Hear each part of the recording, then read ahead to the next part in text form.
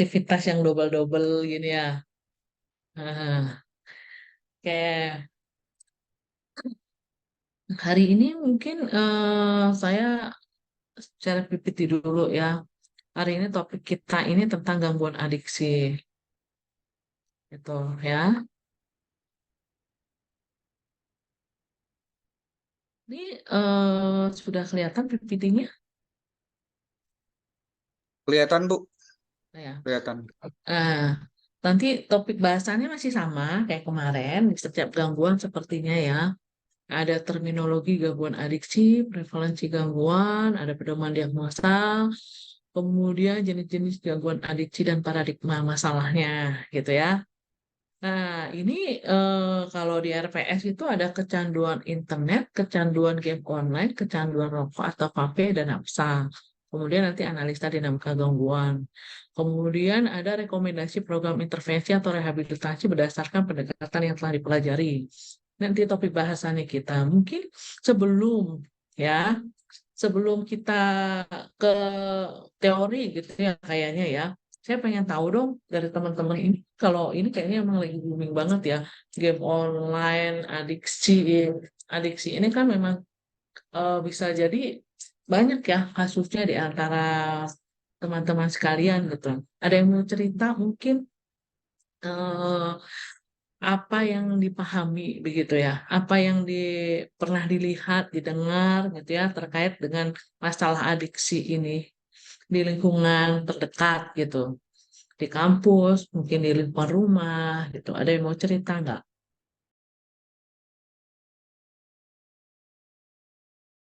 Mbak, Mbak Novi mungkin teman-temannya yang di kerjaan Kalau sekarang saya, mungkin ada yang kecanduan game. saya nggak tahu anak saya itu udah kecanduan atau belum gitu ya, Bu. Cuma dulu waktu masih 8 atau 9 tahun, dia kayak nggak bisa lepas dari HP gitu loh, Bu. Nonton YouTube terus. Misalnya kuotanya habis gitu, dia marah dan HP itu dibanting sampai rusak gitu loh, Bu. Pokoknya dia tuh ngambek, tantrum gitu, Bu. Nah itu sekarang sih sudah enggak. Cuma saya nggak tahu dulu itu udah masuk tahap kecanduan atau belum.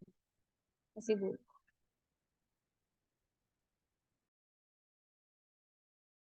Itu nanti kita bahas ya, tahap kecanduan atau belum. Itu kadang-kadang kita merasa itu belum, tapi kadang-kadang udah gitu ya. Yang lain ada lagi nggak ya yang mau cerita? Ini ada Mbak Atira Ali, Marcelinda, Wiklara, banyak ya. Ayub Sanderan. Kemudian ini laki atau perempuan ya ini? Kemudian Mbak Dea. Laki, Bu. Oh Tapi ya, berhati perempuan. ya soalnya namanya tidak ada penjurusan laki dan perempuan. Sepertinya dia netral ya. Iya. Makanya on cam. Oh ya, oke. Selain kecanduan gadget itu anak-anak ya. Ada lagi nggak yang punya cerita?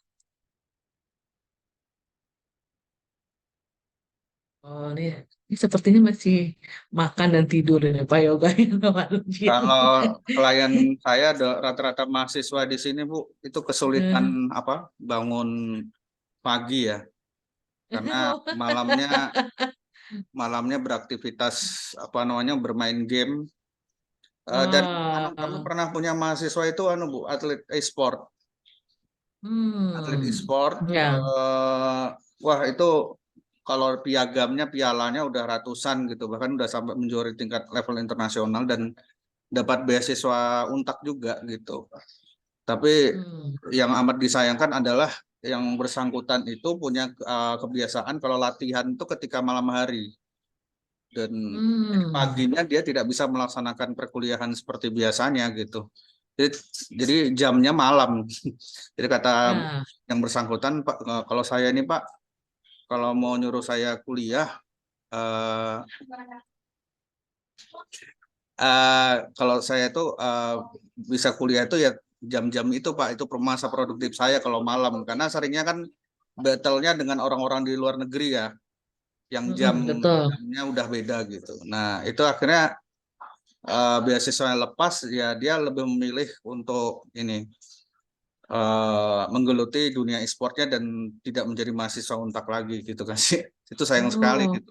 sayang banget Saya ya tanya Pak ya. itu HP-nya aja harganya 20-an juta, Bu, untuk Hmm. ininya gitu. Bahkan dia dapat dapat apa namanya dapat banyak usaha dari apa istilahnya banyak duit karena dapat dari itu apa namanya menggeluti dunia e-sport itu.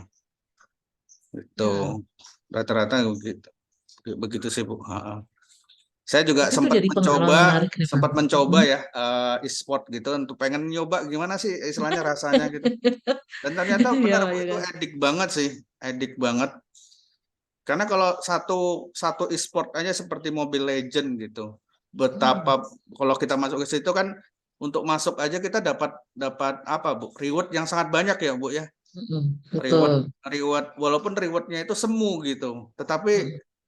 entahlah ya apa namanya karena reward yang begitu banyak akhirnya itu yang membuat salah satunya membuat adiksi saya rasa gitu.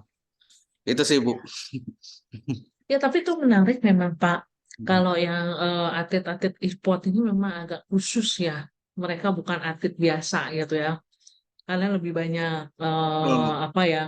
Memang mereka menstimulasinya itu kaitannya dengan otak yang bagian dopaminnya itu justru distimulasi ya Iya. supaya mereka jadi edik gitu. Sehingga dia bisa menghasilkan prestasi yang luar biasa gitu. Nah, makanya kayaknya dia harus beli universitas sendiri, Pak. Sehingga dia bisa bisa Betul. apa? Bisa kuliah sesuai dengan maunya gitu ya. Iya. Ya, itu tantangannya juga begitu ya, Iya. memang. Tapi itu jadi kasus yang menarik ya, karena mau nggak mau dia memilih ya. Tapi bagus juga akhirnya dia bisa memilih dan punya produktif satu sisi. Yang artinya dia tidak tidak menurut saya sih dia tidak apa ya? Kan kalau normally kan orang kuliah gitu Ya. ya. Mm. Ya, kuliah terus bekerja, sedangkan dia ya normalnya dia ya kayak begitu gitu. Yang itu yang nggak bisa ini Pak Yoga. Menurut saya Ya. sih eh, kita rubah ya. Sepanjang dia merasa fine-fine aja sih, dia merasa nggak ada masalah ya Mm. normal buat dia berarti. Cuman kalau kita kan pasti sebagai dosen gitu ya, oh kamu bisa menyayangkan sih kuliahnya gitu ya. Kamu nggak bisa dua-duanya apa jalan gitu kan ya. Kita kan Ya. berharap begitu. Tapi dia punya cara sendiri untuk mengolah itu gitu. Nah, ini juga ada pertanyaan nih, kalau pinjol itu adiksi nggak? Ya bisa jadi adiksi juga gitu ya, karena perilakunya diulang gitu. Nah, itu bisa jadi satu sisi adiksi. Nah, eh, adiksi, adiksi itu yang paling penting. Ini ya, ini tadi kalau misalnya kita sampai marah, banting gitu, itu adiksi nggak gitu ya? Itu jadi pertanyaan yang paling penting ketika kita bilang sebuah adiksi, itu ada kata poinnya sebenarnya. Mau dia adiksi pornografi, mau dia adiksi nafsa, mau dia adiksi apa lagi tadi tuh, game online, atau dia gambling ya, gambling online gitu ya. Itu ada poin sendiri yang saya akan jelaskan ke teman-teman. Bantu masuk ke link Zoom ya, rame kan.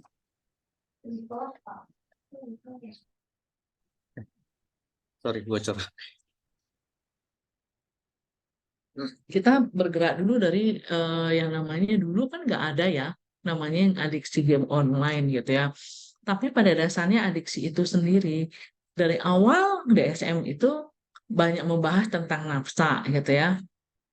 Yang paling penting adalah ketika memahami sebuah terminologi gangguan adiksi ini teman-teman, eh, itu saya balik ya ke definisi perilaku adiksi ketika ada penyalahgunaan zat itu kan kita biasanya berpikirnya ada alkohol, kafein, kannabis, ganja gitu ya, ada halusinogen gitu ya. Jadi secara garis besar penggunaan zat tersebut memberikan efek aktif ada reward system dalam sistem saraf yang memberikan sensasi puas atau senang, ada pleasure ya, yang intens bagi penggunaannya sehingga berpotensi menyebabkan para penggunanya mengabaikan kegiatan harian atau bahkan mengorbankan aspek kehidupannya supaya dapat mengkonsumsi saat tersebut. Ini hampir dari DSM 2 sampai DSM sekian gitu ya, 4 gitu ya kalau kita lihat adiksi itu sendiri. Nah, namun dalam proses perkembangannya itu banyak banget gitu ya. Eh, Jenis-jenis adiksinya makin beragam, di mana kita juga punya namanya dunia internet ya, dunia maya itu sendiri, kemudian tuntutan kehidupan sehingga ada adiksi pinjol juga. Nah, menurut Miller ini dalam bukunya Maduk dan Winstead ini ya, kaitannya dengan abnormal psikologi, eh, modern abnormal psikologi ya, mendefinisikan kecanduan ini terdiri dari 3 komponen utama, apapun ya, apapun kecanduannya teman-teman. Itu jadi nggak usah bingung ya. Eh, Meskipun nanti efek dari kecanduannya itu tiap kecanduan nafsa, tiap kecanduan gadget, tiap kecanduan gambling itu tuh efeknya beda-beda. Tapi ada 3 komponen utama ini yang harus ada di dalam kita bicara soal adiksi gitu. Ada preoccupation, ada dia memiliki ketertarikan, rasa senang, ya, berlebihan, atau makin lama makin meningkat intensitasnya. Sehingga disebut ada compulsion, jadi keharusan dia melakukan itu. Kalau nggak ada, dia nggak melakukan itu tuh rasanya nggak nyaman banget gitu ya. Kemudian ada proses nanti dia relapse, ada kambuh lagi gitu ya, ada proses itu berulang. Aku pengen menghilangkan itu gitu ya, nggak cuma nafsa apa ya, nggak cuma nafsa ya obat gitu ya, tapi juga kalau misalnya kita game begitu dimarahin ibunya gitu dia berhenti. Tapi dia nggak bisa juga ngontrol gitu. Apa sih yang terjadi? Karena memang semakin dini bagian prefrontal korteks prefrontal yang bagian depan itu terpapar sesuatu yang menyenangkan, itu lama-lama dia tidak bisa membuat sebuah keputusan yang bagus gitu ya. Sehingga adalah proses relapse ini, kambuh kembali. Nah, ini saya lihat kan teman-teman, ini ada foto Lana.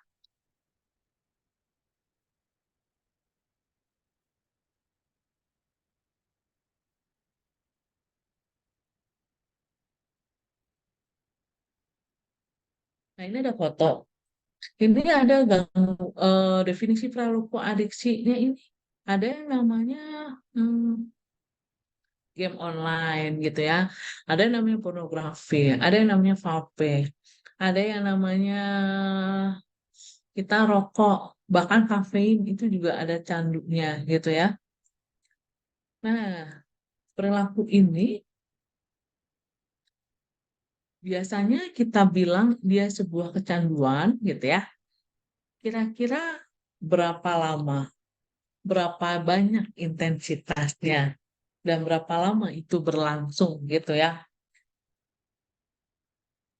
Kalau di banyak DSM itu pasti semua perilaku itu kan kalau sudah yang namanya gangguan itu kan ada antara 6 bulan sampai 12 bulan. Sehingga kita baru bisa menetapkan itu dia sebuah gangguan gitu. Jadi kalau misalnya tadi ada Bu Novi cerita nih anak saya dulu kalau misalnya eh, sukanya nonton YouTube gitu ya kan. Kalau suka nonton YouTube tapi sekarang dia sudah berkurang gitu. Nah, waktu dia umur 8 sampai 9 tahun gitu. Nah, sepanjang 8 kan gini, otak anak-anak itu kan gampang banget berubah, ya nggak? Bahkan otak anak-anak ini bisa lebih cepat diperbaharunya dibandingkan otak dewasa. Sepanjang dia memiliki sebuah pengasuhan yang dia bisa mengontrol itu, berarti akan berkurang. Tapi kalau tidak, itu akan ke bawah sampai dewasa, gitu. Nah, mungkin Bu Novi bisa lihat lagi, apakah yang membuat dia berhenti itu apa, gitu kan ya. Kalau antara 8 9 itu kan belum setahun mungkin ya, tapi dia menarik di situ. Atau dia udah teralihkan dengan dunianya dan teman-temannya. Nah, bisa jadi. Atau banyak tugas sekolahnya, sehingga dia nggak pegang lagi, gitu ya. Itu bisa jadi adiksi yang berkurang sebetulnya. Kalau Gitu ya, Bu Novi itu jawabannya jadinya Mbak Novi. Kalau dari Mbak Novi sendiri ini jadi menarik ya. Bagaimana sih kok bisa berkurang gitu kan? Biasanya kan akan terus bertambah. Itu jadi bisa jadi sharing juga tipsnya tuh, ya kan? Di mana anak itu sendiri udah nggak edik lagi, nggak pegang HP-nya lagi gitu. Mungkin Mbak Novi bisa share. Dulu itu Bu, soalnya dia lebih banyak diasuh sama neneknya kan. Jadi Hmm. neneknya mungkin daripada anaknya rewel atau apa, jadi mainan HP dikasih aja. Nah, waktu setelah sama nenek kan, kebanyakan saya ngasuh. Nah, saya itu, misalnya dulu kan saya belum punya wifi nih Bu, jadi kuota habis, mau dia nangis, mau dia guling-guling, mau dia marah, saya diamin aja. Kalau sama neneknya kan neneknya kalau suka dia nangis ya, jadi pasti dibeliin kuota terus gitu. Kalau sama saya udah bilang, kamu nangis, kalau udah kuota ini buat 1 minggu ya 1 minggu, mau guling-guling juga nggak apa-apa, ibu liatin aja. Nah, semenjak itu dia udah nggak nangis lagi sih bu, paham kalau habis ya sudah, dia nunggu lagi sampai dibeliin. Itu sih bu, mungkin sekarang udah gede ya bu ya, terus ya itu lebih banyak mainan sama temennya kayaknya, keluar Hmm. keluar rumah.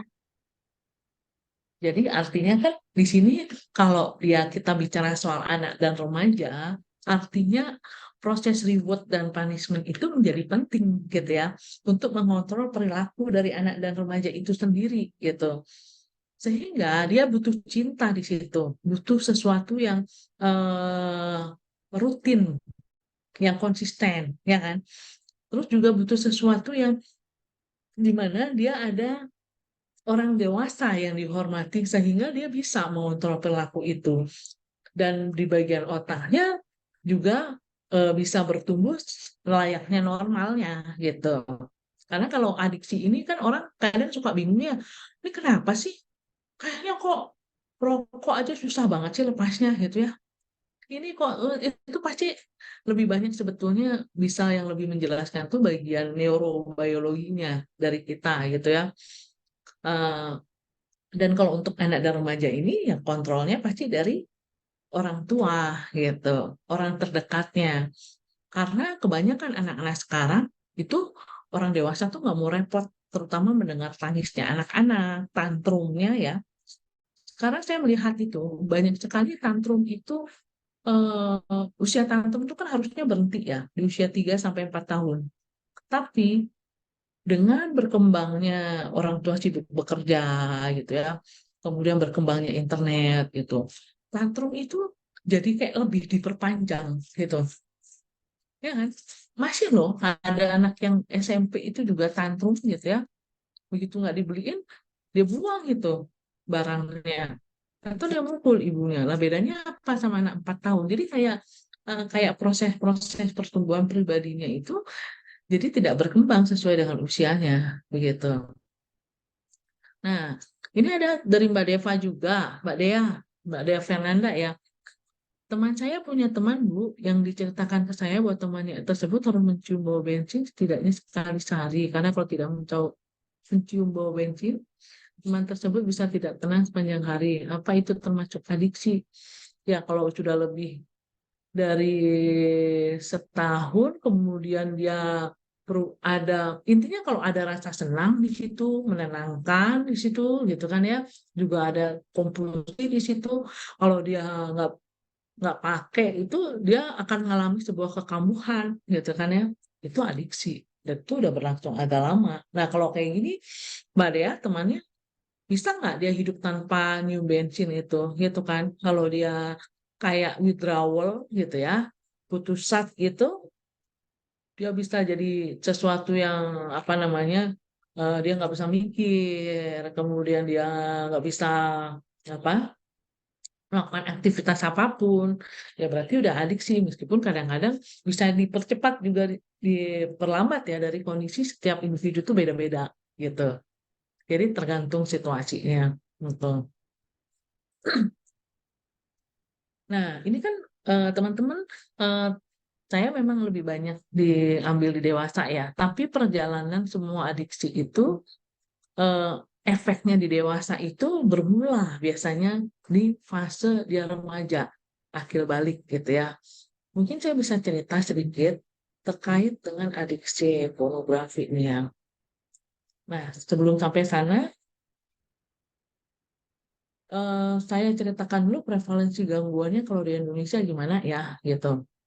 Nah, kalau kaitannya dengan penyalahgunaan narkoba itu tuh dari tahun 2000 dari 34 provinsi ini ketika tahun 2021 itu banyak ya meningkat ya dari 2019 sampai 2021 itu ada peningkatan penggunaan narkoba itu sendiri.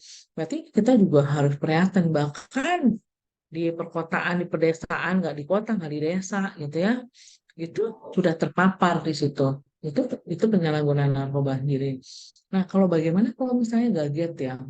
Gadget itu justru dalam dekade ya, dua dekade ini nih, meningkatnya hampir 73% gitu. Dan itu terjadi pada fase remaja. Ini jadi menjadikan hal yang sangat prihatin juga ya. Kenapa kok bisa begini gitu ya? Kalau rokok gitu ya, rokok ini juga meningkat ya. Jadi intinya kemudian perokok remaja itu juga makin signifikan, makin meningkat gitu. Jadi ini juga menjadi sebuah PR gitu ya. Meskipun di Kementerian Kesehatan juga sejauh ini sudah ada sih ya hotline. Kalau kamu mau berhenti rokok itu bagaimana seperti itu sudah ada sebenarnya. Tapi memang tidak semudah itu karena rokok itu sendiri eh, salah satunya yang membuat sulit di rokok itu sendiri itu ada yang namanya budaya juga, ya kan? Ya kan ada beberapa budaya justru misalnya kalau untuk beberapa sesaji itu ya memang rokok itu ada di situ gitu kan ya di budaya kita terutama yang di pedalaman gitu apalagi kalau itu daerahnya dingin gitu ya kan. Nah ya betul itu serial garis ketek itu juga tuh. Heeh. Daerah dingin apalagi itu daerah tembakau gitu dan itu kayaknya sudah kayak makan nasi gitu ya kan itu jadi menjadi sulit itu apakah itu adiksi atau karena memang itu bagian dari budaya. Itu yang teman-teman harus perhatikan dalam analisanya. Sama kayaknya misalnya di Bali gitu ya. Kalau di Bali itu arak Bali gitu ya. Itu kan orang hampir minum tuh tiap hari. Ya kan? Alkohol ya, edik alkoholnya.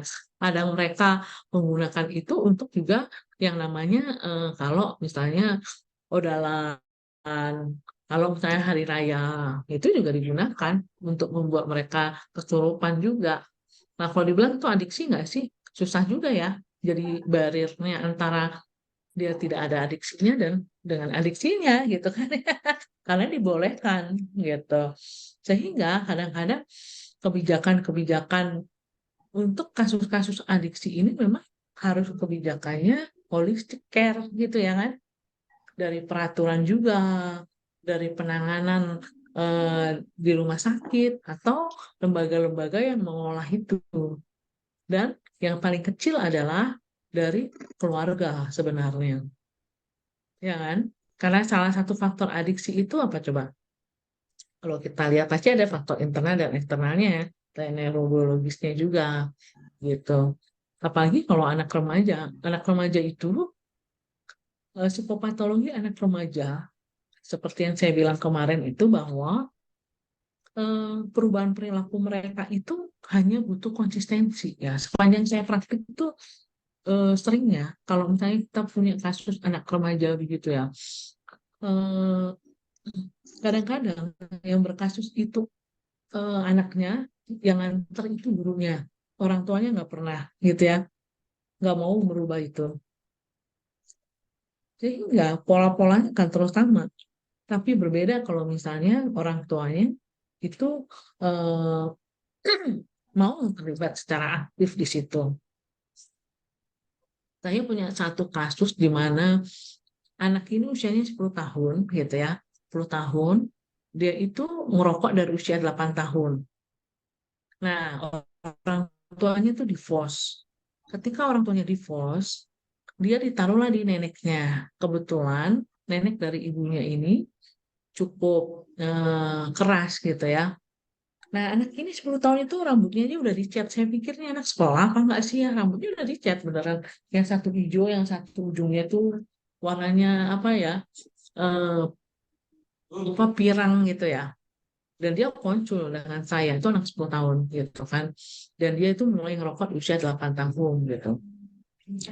Nah, ibunya nggak tahu kemana begitu. Ayahnya menikah lagi dan dia ada di rumah neneknya. Begitu dia di rumah nenek ibunya, neneknya kan usianya udah hampir 60. Pusing si nenek ini karena nggak ada kakeknya. Saya itu dititipin anak model begini, Bu. Itu saya harus gimana? Gitu. Waktu itu. Ya suka nggak suka nenek harus belajar juga. Tapi itu kan nggak mudah buat saya. Tuh saya bilang pada saat itu, eh, ini anak bakal dititipin lama atau enggak gitu kan, gitu kan ya. Kan perkaranya akan lain. Kalau dia hanya dititipin sementara, si nenek ini mungkin belajarnya nggak se-effort itu gitu ya. Dia hanya sebagai pengawas. Nah, jawabannya si nenek nih, saya nggak tahu ya. Tapi kalau saya prediksi, ini bakal lama banget dia akan tinggal dengan saya. Bagusnya neneknya begitu. Kenapa yang buat ibu kayak begitu berpikirnya? Karena kalau ibu mau tahu orang tuanya tuh ruwet sekali gitu ya. Yang artinya saya kalau dalam hati kecil saya, kalau misalnya saya harus membagi itu, dia ikut ibu atau ayahnya, makin ini nggak jelas anaknya ini. Jadi hebatnya itu neneknya betul-betul terlibat itu dan dia rutin ya konsultasi ke anaknya ini. Padahal anaknya sekolah di SD negeri, di mana dia mengembangkan yang namanya modifikasi perilaku, behavior perilaku begitu.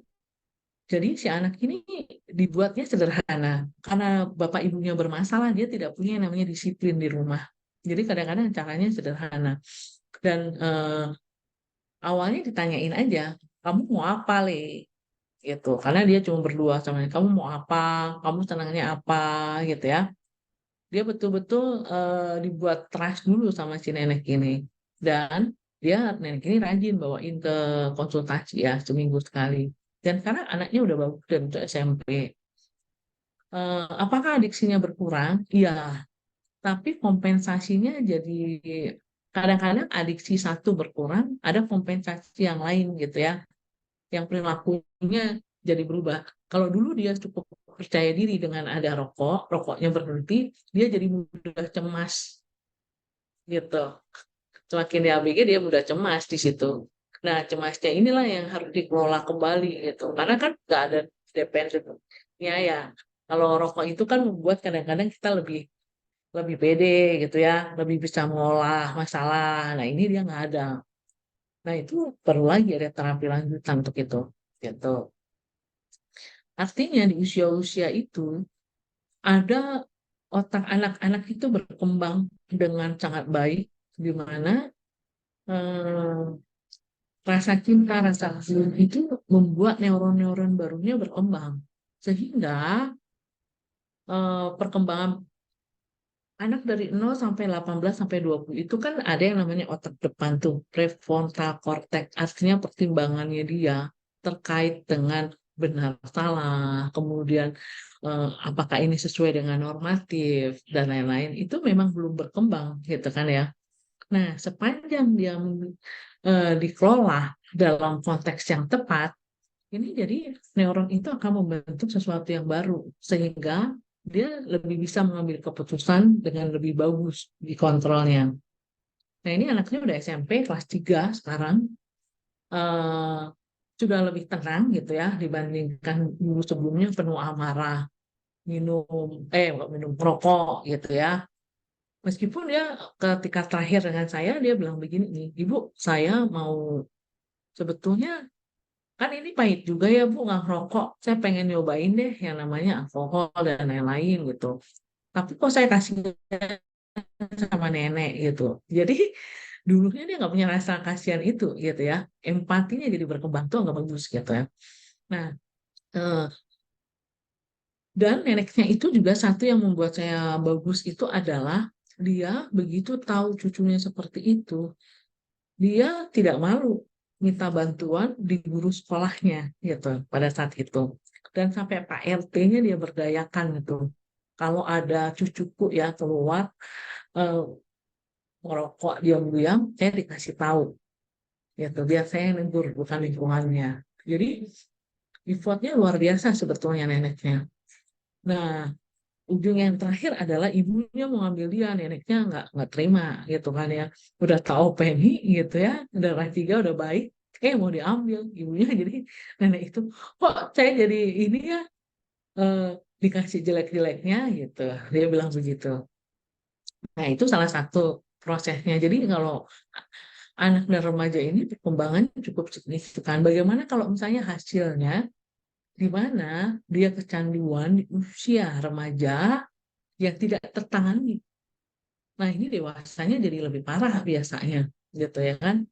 Karena prefrontal cortex depannya sebagai kontrol ini ya semakin apa ya, lebih merah gitu ya kalau kita lihat nanti di MRI, dan itu juga dia tidak menutup, ya kan? Jadi dalam perkembangannya nanti prefrontal cortex itu kan agak terbuka sedikit. Nah, jaringannya ini makin besar itu akan menutup dengan sendirinya, dan dia tidak pernah bisa menyatu gitu. Nah, itu juga kaitannya dengan jaringan otak juga di orang-orang yang kondisinya ada sosiopat gitu ya, kemudian psikopat kayak gitu. Kalau di MRI dia punya kekhususan sendiri sebetulnya gitu. Nah, dari situ kita bisa lihat lagi nih pedoman diagnosanya bagaimana sih gitu ya ketika kita melihat soal adiksi itu sendiri. Nah, ini saya di DSM 5 itu banyak banget ya kan, kecil-kecil kecil-kecil gitu ya. Dari alkohol, dari macam-macam, dari sampai apalagi nanti pakai ICD-11 ya, kaitannya dengan game online tuh banyak banget gitu ya. Tapi kan kita nggak mungkin juga bisa membuka semuanya, apalagi saya sebagai praktisi. Yang paling penting adalah konsep dasarnya sudah dipegang dulu nih. Kalau misalnya ini gangguan adiksi itu kayak apa gitu ya. Nggak akan mungkin kita buka semuanya. Nah, sebagai contohnya, misalnya itu ada diagnosis alkohol atau psikoaktif ya, gangguan penggunaan zat ya. Biasanya gangguan penggunaan zat itu kalau dalam menentukan diagnosanya, nah kita kan dilihat tuh banyak banget ya, setiap gangguan apa adiktif itu banyak banget termasuk game online, kemudian pornografi. Itu biasanya kriteria diagnosisnya banyak gitu ya. Biasanya kamu sebagai praktisi itu akan melihat begini, oh ini masih kondisinya ringan nih, gitu ya. Kalau kita hanya melihat 2 atau 3 kriteria, nah kalau dia sedang itu kita lihatnya di 4 atau 5 kriteria itu terpenuhi. Nah, diagnosis berat 3 ke 6 atau lebih kriteria. Dan diagnosis ini berlangsung sepanjang, kalau di DSM itu setahun ya, tapi kadang-kadang itu juga bisa fleksibel. Ada yang 6 bulan itu kayaknya semuanya udah kelihatan gitu. Nah, contohnya kalau kita gangguan cat itu ada toleransi fisiknya nggak terlalu bagus, ada penarikan diri, ada ada upaya yang gagal untuk menghentikan atau mengendalikan cat yang dipakai. Kemudian makin lama penggunaan cat itu jumlahnya semakin banyak. Dan biasanya tuh dia kehilangan atau mengurangi rekreasi, sosialisasi, kegiatan pekerjaannya. Dia terus menggunakan cat tersebut meskipun dia punya pengetahuan ya. Misalnya kayak Pak Yoga tadi ya, atlet e-sport tuh dia tahu kalau misalnya eh, kalau dia kita anggap dia nggak normal gitu ya. Tapi kan dia menikmati itu. Jadi kadang orang dikatakan normal dan abnormal itu menjadi relatif. Nah, dia tahu sebetulnya bahwa kuliah itu penting gitu ya, tapi dia tidak bisa lebih berat di apa di gamenya karena itu tadi reward sistemnya dia dapat lebih banyak daripada kontrol sistemnya gitu. Nah, sehingga dia punya waktu yang berlebihan gitu. untuk menggunakan catnya ini atau melakukan game online-nya atau melakukan juga kaitannya dengan pornografinya begitu. Nah, jenis-jenis gangguan adiksi dan paradigma masalah ini, saya tuh kalau misalnya lagi praktek itu, kan saking makin hari itu jenisnya tuh makin banyak. Kalau dulu aja tinggal rokok, sekarang tambah lagi vape begitu. Itu kan sesuatu yang membuat kita harus belajar terus-menerus ya. Nah, dalam apa ya, dalam abnormal buku abnormal yang praktis itu biasanya kita membagi dua kaitannya dengan perilaku adiksi. Yang satu nafsa, gitu ya. Yang satu perilaku, gitu. Jadi adiksi kaitannya dengan nafsa atau dari saat ada narkotika, zat tropika, atau zat adiktif lain, atau dari perilaku. Misalnya dia gambling disorder. Sekarang apa lagi tuh? Yang kecanduan ya, shopping ya, shock alkoholik itu juga termasuk adiksi juga, perilaku. Ya nggak sih, teman-teman? Terus, yang itu ya, tadi ya.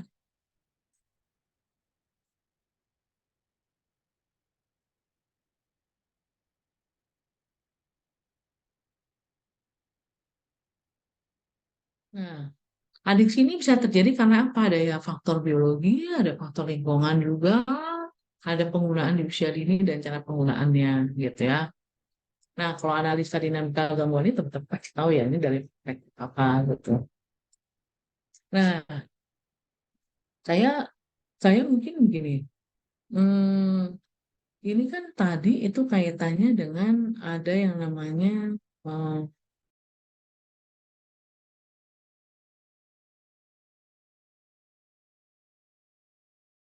bahwa dalam adiksi itu, gitu ya, ada perilaku-perilaku yang uncontrol sebenarnya, gitu ya.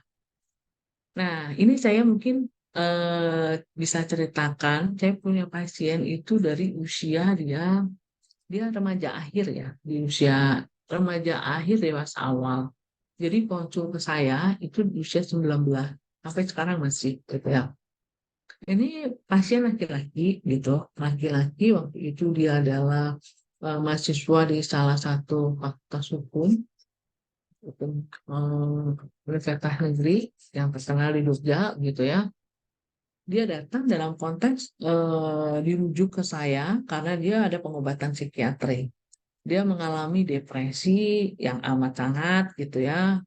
Dia merasa nggak nyaman di situ gitu.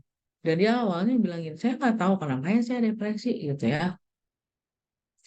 Nah, dia bilang karena saya nggak bisa beradaptasi gitu ya. Karena dia di Jogja itu dia tinggal di asrama yang banyak kan ya, asrama yang dimana itu dia juga sekolah, eh, tapi di situ juga dia ada yang namanya pesantren juga gitu, ya kan? Yang artinya suatu hari dia merasa saya tuh nggak tahu kenapa saya menjadi lebih sensitif dengan teman-teman saya, begitu ya. Dan saya itu rasanya itu marah, rasanya itu rasa bersalahnya luar biasa gitu. Nah, dirujuk ke saya itu kaitannya dia hanya mengalami gangguan depresi aja gitu karena tidak bisa beradaptasi gitu pada saat itu gitu. Saya agak penasaran ya, ini kan anak berarti nggak pinter, nggak bodoh-bodoh amat ya.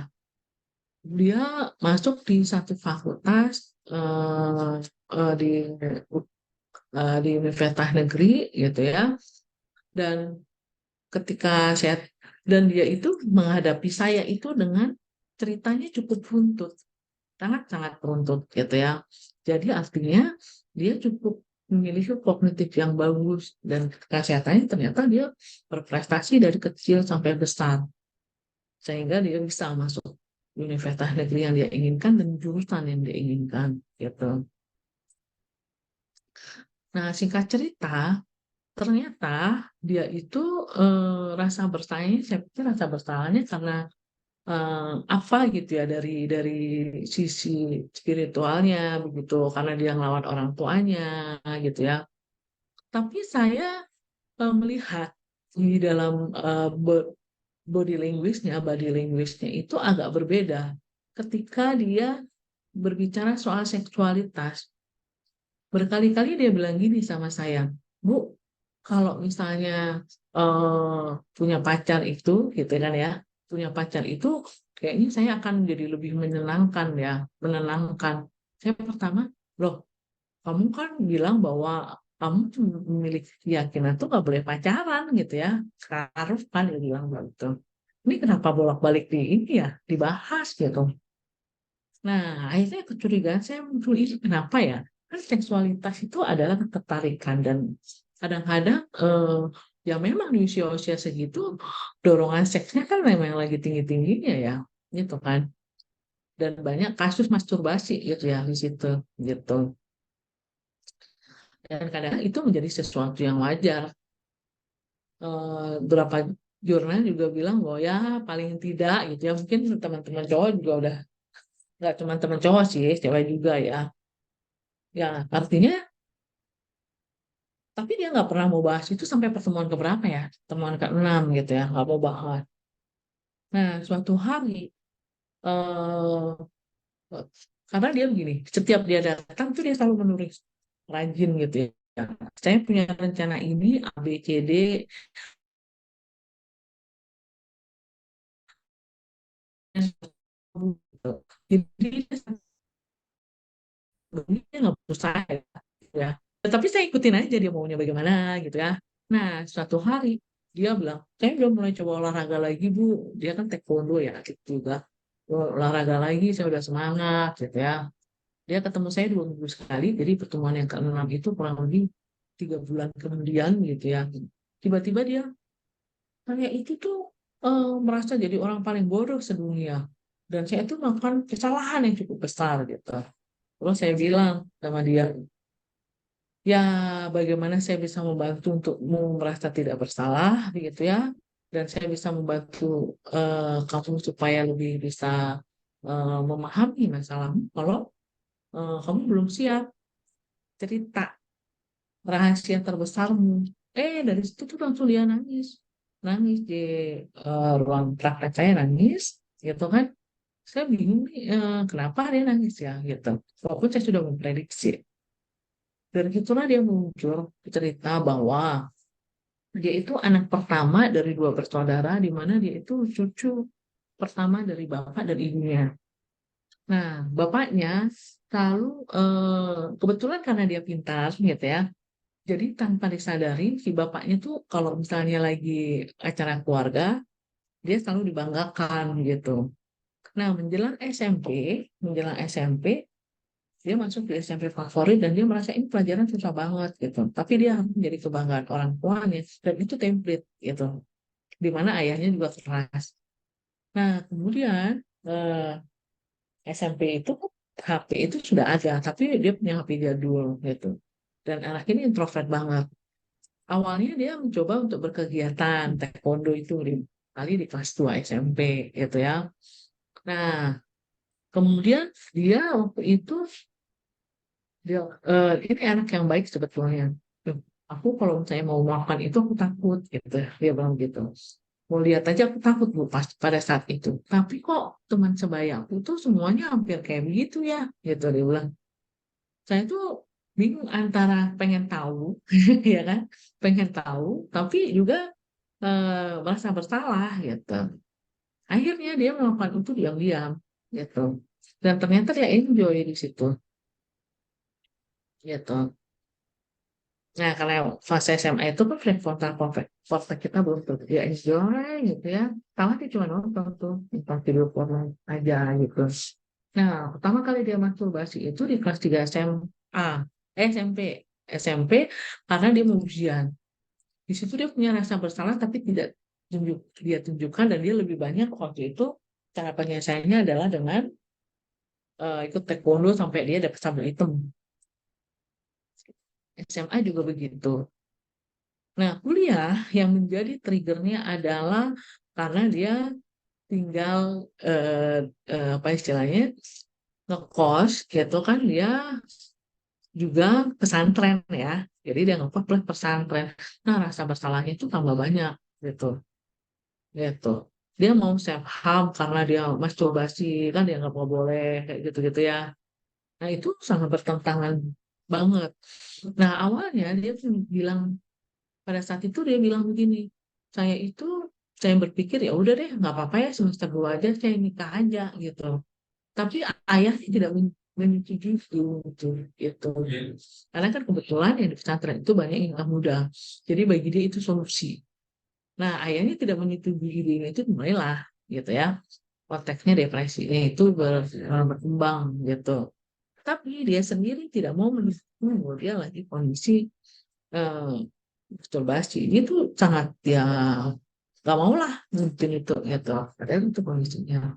Dia sangat ekstresif di situ. Apalagi kalau tuh fase udah sepi, dia membuat sebuah analisa sebenarnya.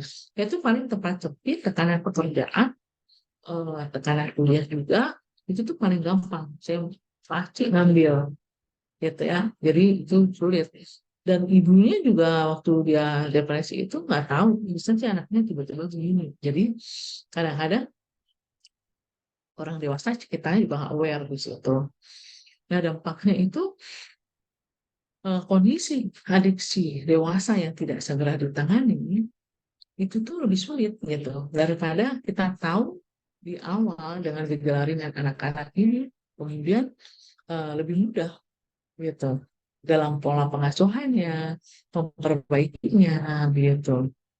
Sehingga perilaku adiksi ini memang perlu sebetulnya menjadi bahan ya edukasi itu juga bagi orang tua.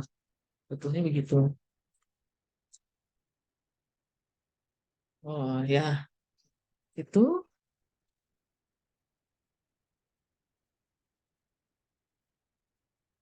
Nah, ini mungkin saya mau apa ya? Mau share ini ada video bagus juga ya. Dan saya mau share juga, ini ada ini video edukasi dari Dinas Sosial sebenarnya. Nanti teman-teman bisa lihat ya, saya share dulu tentang adiksi pornografi itu sendiri, dan proses otaknya hampir sama dengan adiksi yang lain ya sebenarnya. Ya, bentar. Saya stop streaming.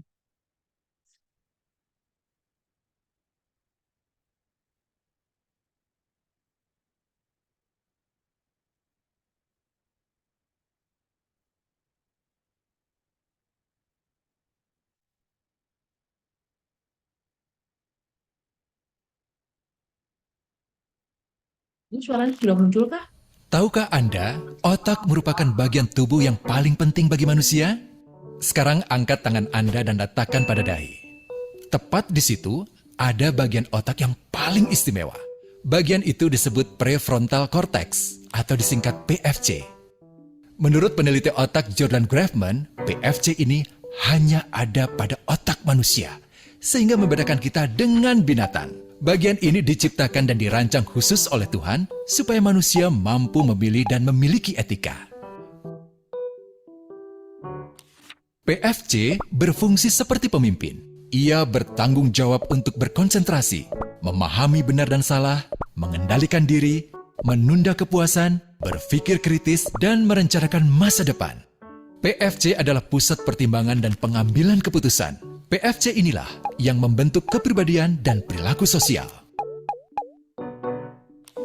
Sayangnya, PFC adalah bagian otak yang paling mudah mengalami kerusakan. Jika PFC rusak, maka kepribadian orang bisa berubah. Rusaknya PFC bisa disebabkan oleh benturan fisik, bisa juga oleh zat kimia, seperti narkotika, psikotropika, dan zat adiktif atau nafsa. Dan ternyata penyebab paling merusak juga pornografi, yang disebut narkolema, narkotika lewat mata. Bagaimana pornografi mempengaruhi otak dan pikiran kita? Adi, remaja 12 tahun, melihat gambar di TV yang menjurus ke porno. Awalnya, ia merasa kaget dan jijik. Ini karena sistem limbik di otak Adi menjadi aktif. Sistem limbik mengatur emosi juga keinginan makan.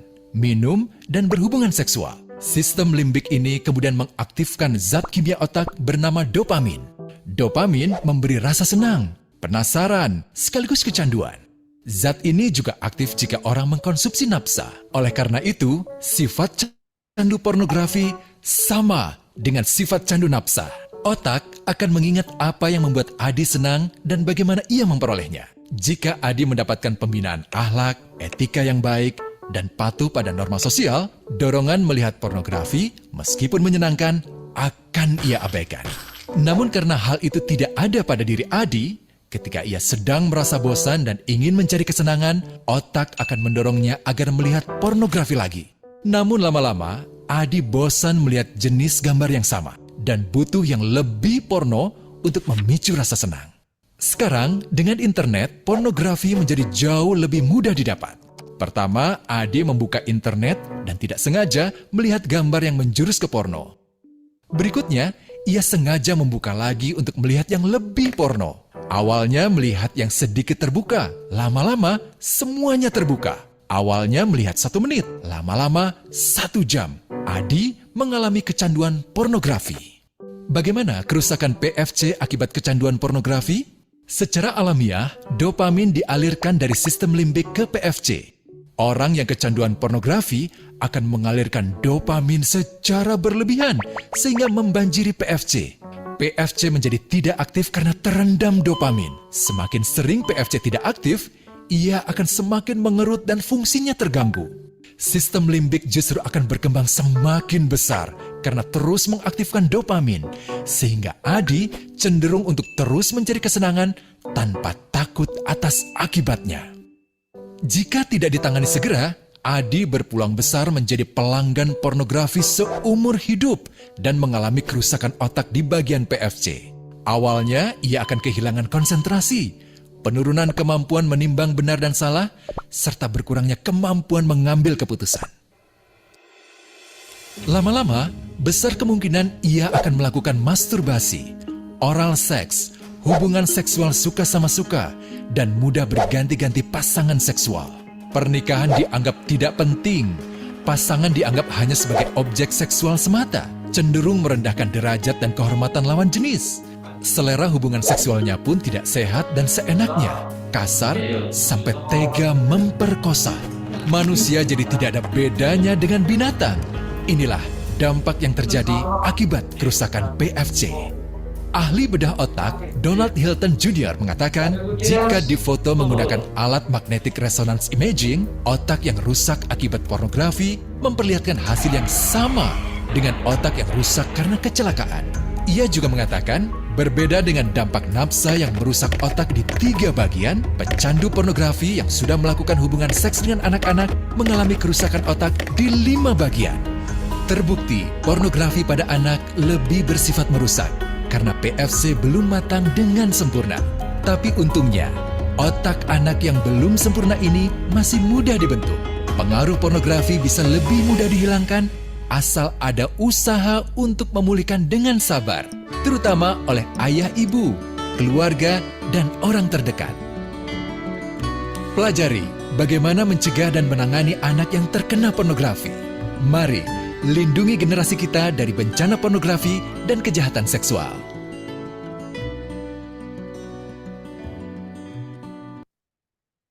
Ya, tadi udah lihat ya itu videonya dari Kominfo, sebenarnya dari dinas sosial itu. Ah, jadi itu sebetulnya ini gak cuma pornografi aja, tapi juga adiksi-adiksi yang lain. Hanya saja adiksi ini kalau yang e-sport itu bermanfaat ya untuk nyari duit ya gitu ya Pak Yuda ya. Gitu ya. Betul, Bu, betul. Begitu. Nah, saya bisa, oh ya, gimana Bu Novi? Ada yang sampai sini? Saya mau bilang saya bisa bertanya gitu, tapi ternyata ada yang Monggo, bertanya, Mbak. silakan tanya dulu. Bu, kalau misalnya anak tadi tidak terdeteksi gitu loh Bu. Jadi orang tuanya nggak tahu dan perilakunya itu sampai ke dewasa.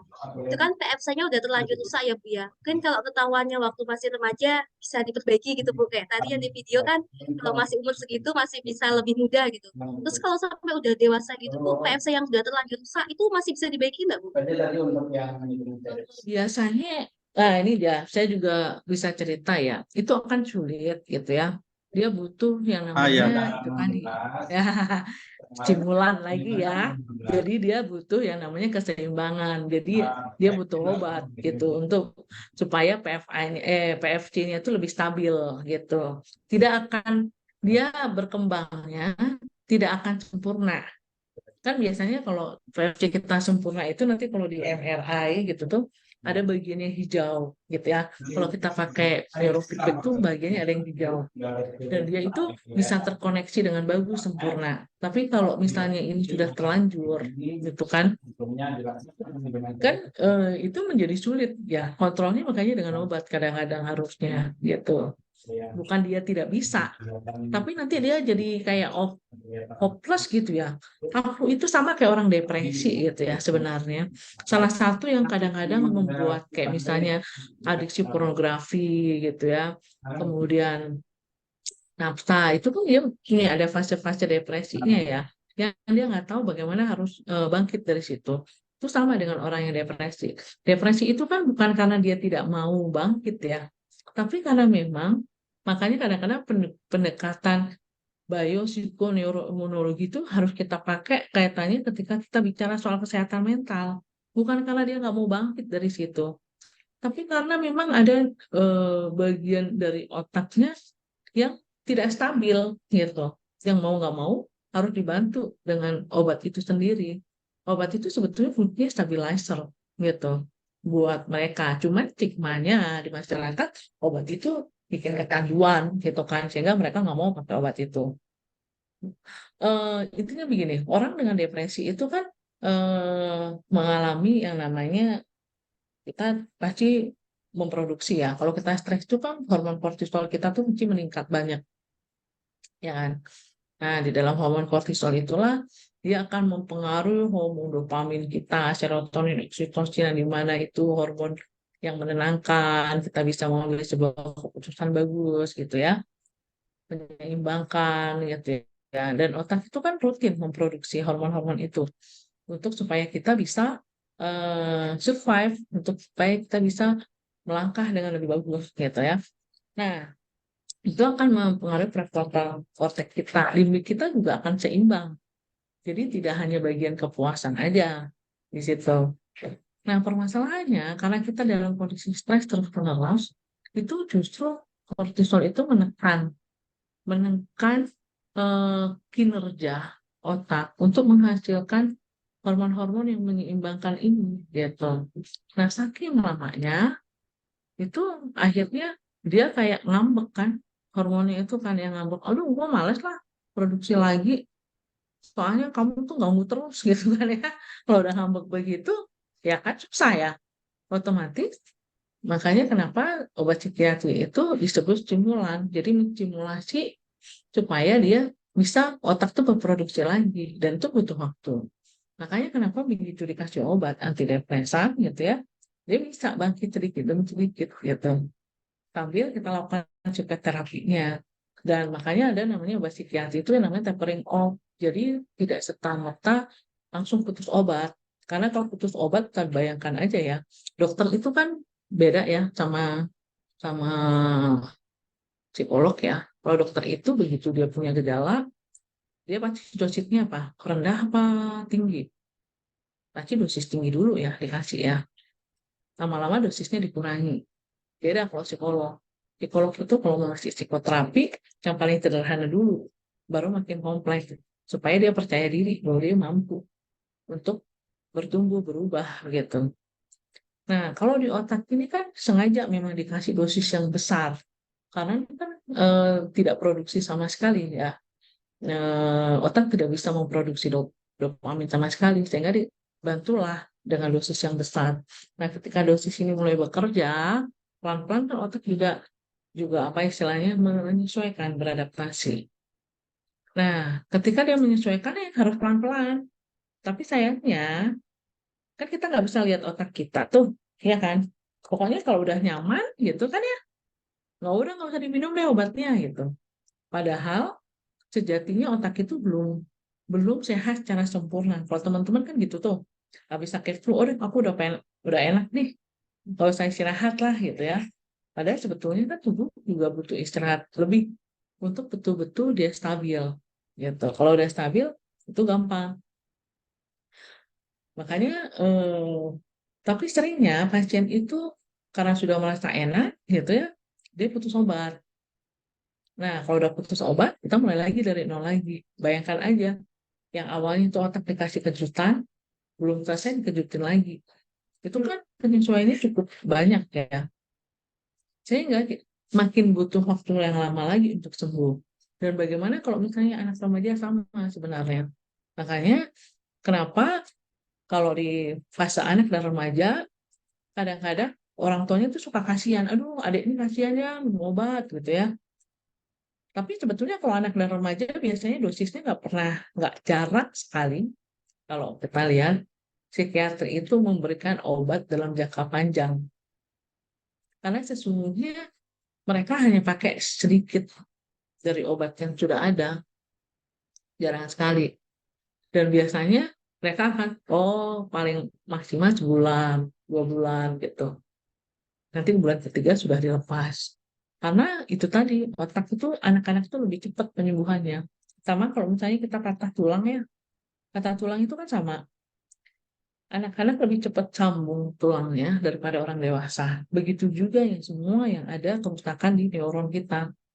Begitu. Jadi mungkin itu kali ya, Mbak Novia itu menjawab ya. Kalau dewasa gimana sih ya itu. Dewasa itu kadang-kadang kita perlu obat karena dia sudah ribuan tahun, nggak deh, maksudnya sudah lama ya, lama gitu. Nah, itu yang kadang-kadang butuh ya, butuh kesadaran bahwa memang ya sama kayak misalnya kalau misalnya kita tuh udah hipertensi gitu ya, atau kita diabetes gitu. Kalau nggak pakai insulin gitu kan ya, bakal sulit nggak dia netral. Yang ada kan kolek dong kan, ya sama sebetulnya gitu. Cuman masalahnya tidak semua orang bisa legowo gitu ya. Legowo itu pasti bahasa Indonesia ya. Bisa Lapang, menyadari ya, lapang dada, bisa Bu. menerima gitu ya, Menerima. menerima gitu ya bahwa kalau sakit fisik itu kan mudah ya kita menerima gitu ya. Tapi kalau misalnya sakit jiwa itu atau sakit psikologis itu kan sulit orang menerima itu, ya kan? Seperti itu. Jadi kayaknya jadi eh, apa? Jadi stigma sendiri. Stigmanya adalah aku jadi orang gila nih, padahal enggak juga. Sebetulnya kan gangguan jiwa itu ada ringan juga ya. Ini kayak misalnya Pak Yoga ini banyak banget gitu ya kegiatan sampai ini kuliahnya Bu Made apa enggak itu sebenarnya juga ada kecemasan ringannya gitu. Ada salah satu gejala juga sebetulnya gitu kan ya. Seperti itu. Itu ya Bu Novi ya, semoga menjawab ya. Tapi saya jadi keinget juga tuh. Ini kalau saya cerita nggak berhenti ya. Saya jadi keinget kasus ini baru aja nih. Ini udah saya ceritain kali ya. Eh, ini kasus yang lain lagi ya sebenarnya ini. Jadi saya itu punya pasien itu di eh, bapak-bapak gitu ya. Bapak-bapak ini usianya sudah sekitar 40 tahun gitu ya, 40 tahun. Dan dia itu datang dengan istrinya, Chinese ini ya, datang dengan istrinya dan begitu datang itu si istrinya cemberut gitu ya. Nah, saya waktu itu nggak begitu nggak, saya pikir ini adalah masalah couple terapi biasa gitu. Tapi ternyata ini bapak yang sudah lama, ternyata dia kecanduan pornografinya sudah lama dan itu mempengaruhi hubungannya di dalam keluarga, gitu ya, terutama hubungan suami istrinya juga, gitu.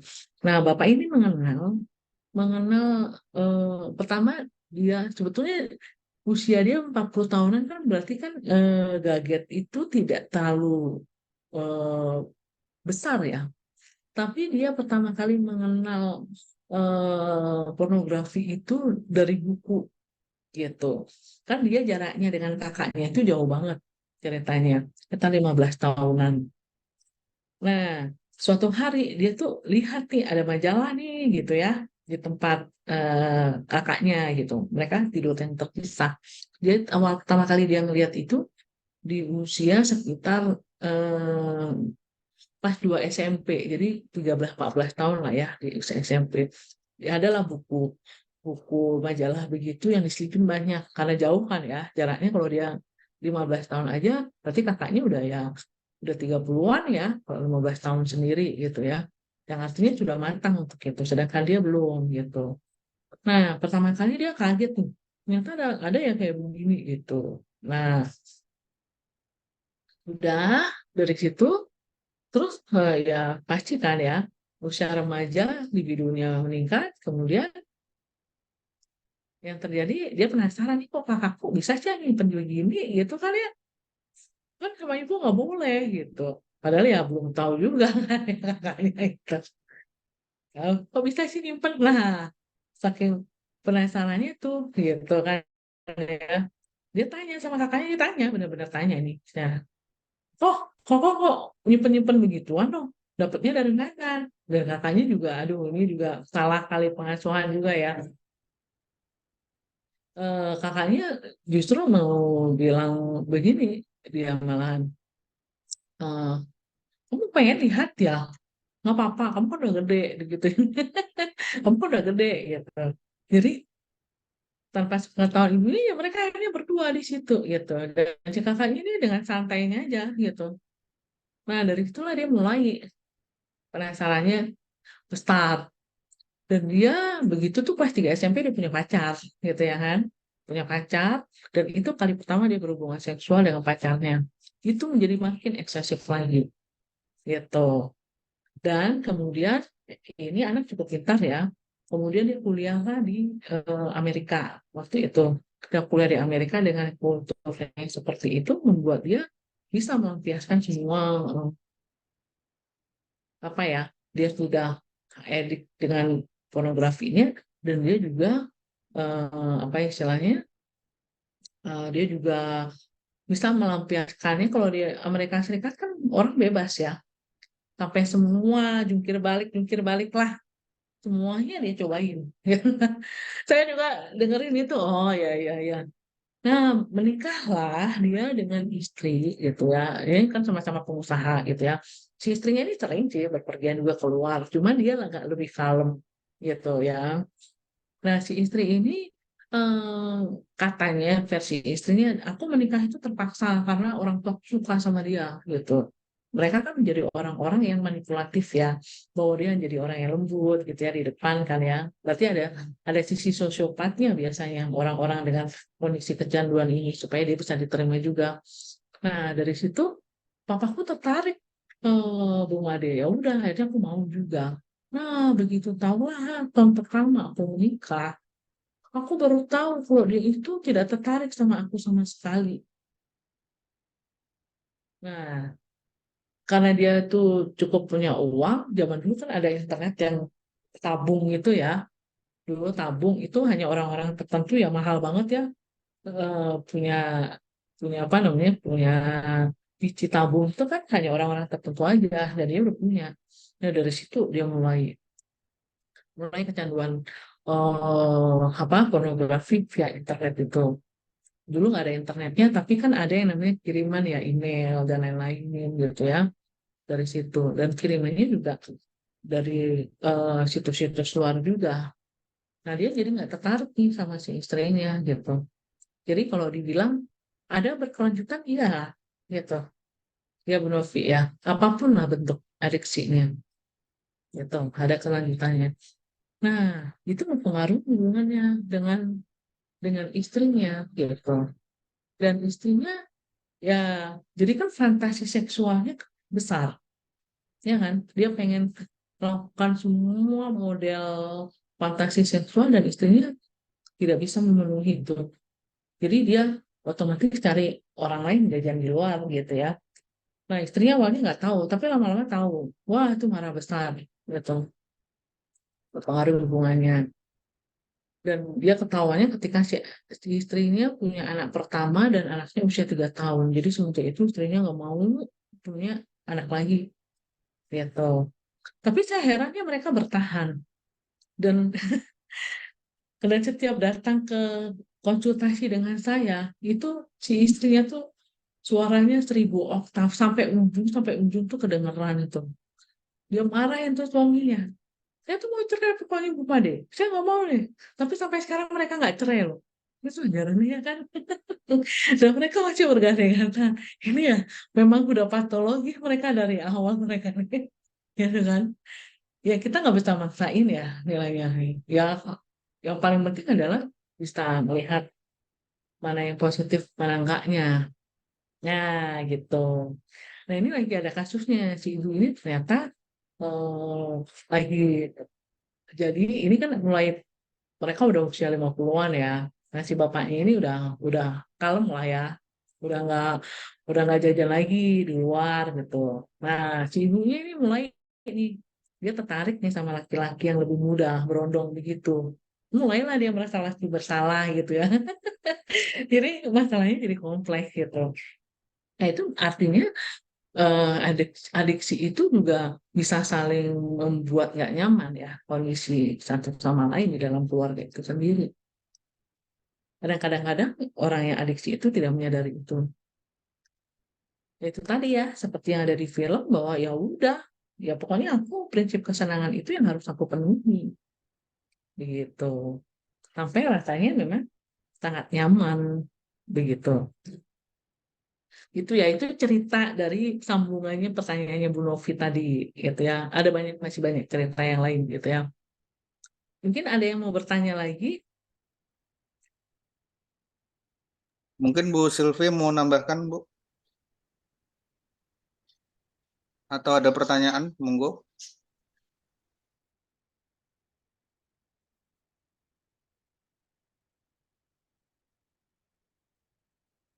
Ya mungkin dari secara teoritis terbaru mungkin Bu Sylvie ya.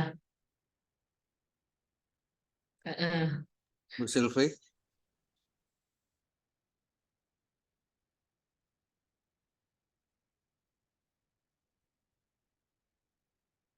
Atau Pak Yoga mungkin bisa nambahin tuh sebelum musik. Oh tuh musik udah tuh. Ya, Udah silakan Bu Sylvie. Mungkin ada tambahan.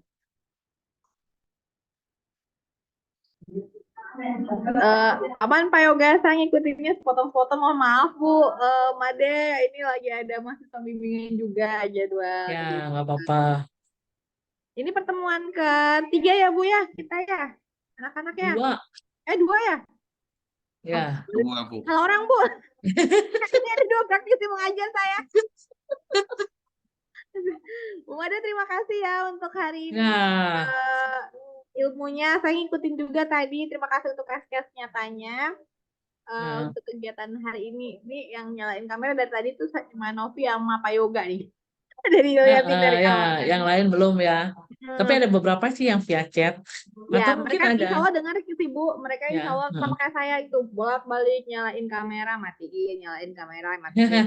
Ya. Mungkin teman-teman yang lain ada mau pertanyaan lagi mungkin atau gimana?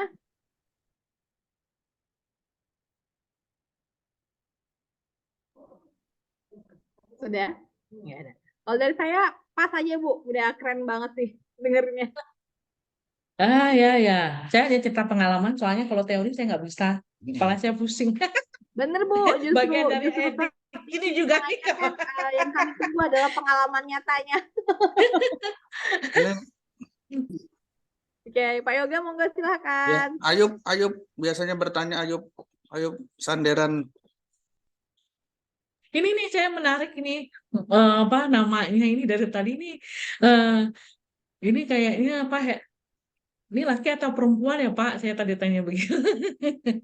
Bu, ini ada pertanyaan apa udah Ibu jawab tadi ya? Teman saya ini di chat. Oh, udah. Teman saya Udah. punya teman yang bawa bensin, mencium bau bensin. Sudah ya Bu ya?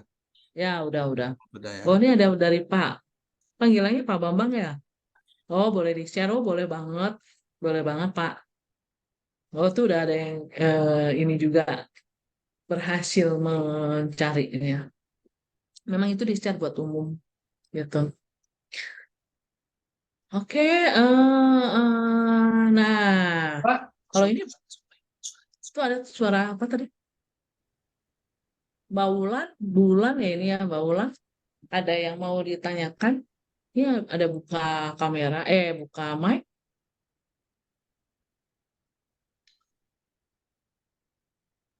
Oke, dari saya dulu, Bu. Ya, boleh, boleh. Monggo, Pak. Perkenalkan nama saya Sri Bambang. Halo Bu Silvi, Pak Yoga, apa kabar? oh ya sehat. Alhamdulillah Terima sehat. kasih Mas. Bang. Oh, aku sebentar ya. Ah,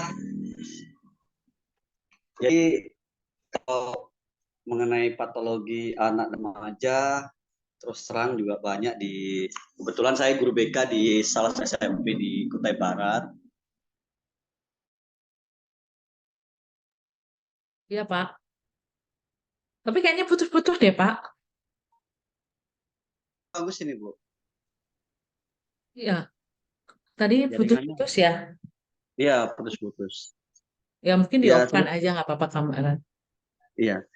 Jadi akan sangat baik juga sering-seringlah ngadain webinar seperti ini, Bu. Jadi menambah pengetahuan, wawasan juga, meskipun kita sudah sudah wisuda dan sudah lulus, tapi kita butuh juga pengetahuan yang baru, dan juga itu membuat kita semakin kuat, semakin menambah semangat kita lah intinya, pengetahuan itu. Karena yang kita hadapi itu kan, apalagi zaman-zaman sekarang itu makin sulit kita kendalikan, yaitu di teknologi, Bu.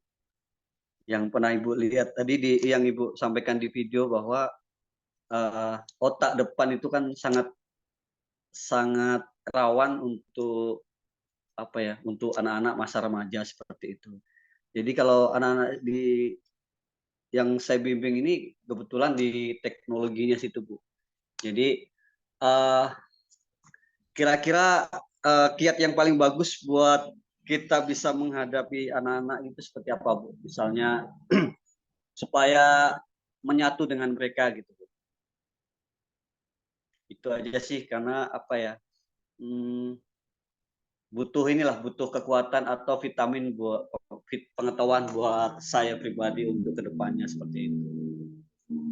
Itu aja sih mungkin dari saya, intinya materinya bagus dan bermanfaat buat saya pribadi sebagai guru BK di salah satu SMP sini seperti itu.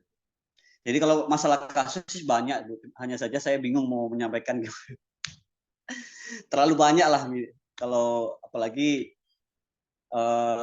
masa-masa teknologi seperti ini itu banyak banget gitu. Jadi kadang kita seperti kewalahan menghadapi patologi-patologi yang dihadapi, baik itu remaja atau putri, seperti itu, remaja putra atau putri. Yang Ibu pernah bilang juga, masturbasi itu sangat sekali sangat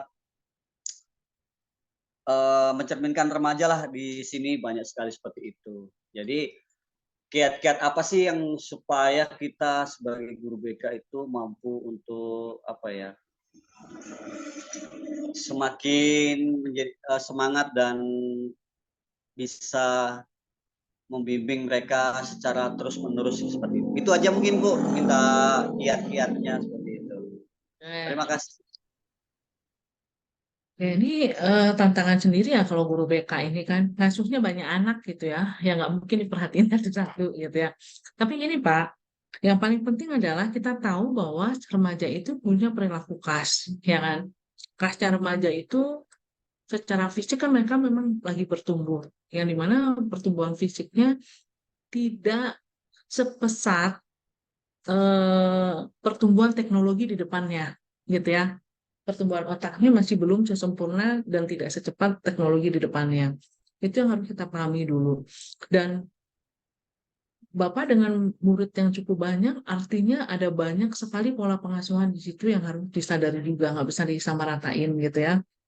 Yang artinya juga penting sebetulnya ya, kalau mau agak lebih sempurna sedikit gitu, saya waktu ini waktu di SMA Telkom itu kebetulan ada sahabat saya juga S1 psikologi gitu. Dia suka bingung. Kita tuh kalau ngadepin remaja tuh susah-susah gampang gitu. Saya waktu itu menyarankan dia begini. Ini bukan ketika masuk sekolah itu kecenderungannya kan kita akan pakai tes IQ. Anak ini pintar apa enggak? Ya nggak sih? Kalau bagi saya, anak itu sudah bisa naik kelas, itu minimal ada rata-rata gitu ya. Yang mereka tidak bisa kelola seorang remaja itu adalah kondisi emosionalnya karena pertumbuhan fisik itu sendiri gitu ya. Bagaimana dia mengembangkan sesuatu yang lebih luas ya, coping soft skill-nya di situasi-situasi yang dia anggap tidak aman. Sehingga dia minta pada saat itu, cobalah kamu buat portofolio masing-masing anak, repot sedikit, tapi dalam perkembangannya kamu bisa kontrol gitu. Ini hanya diskusi sebagai teman dan sahabat.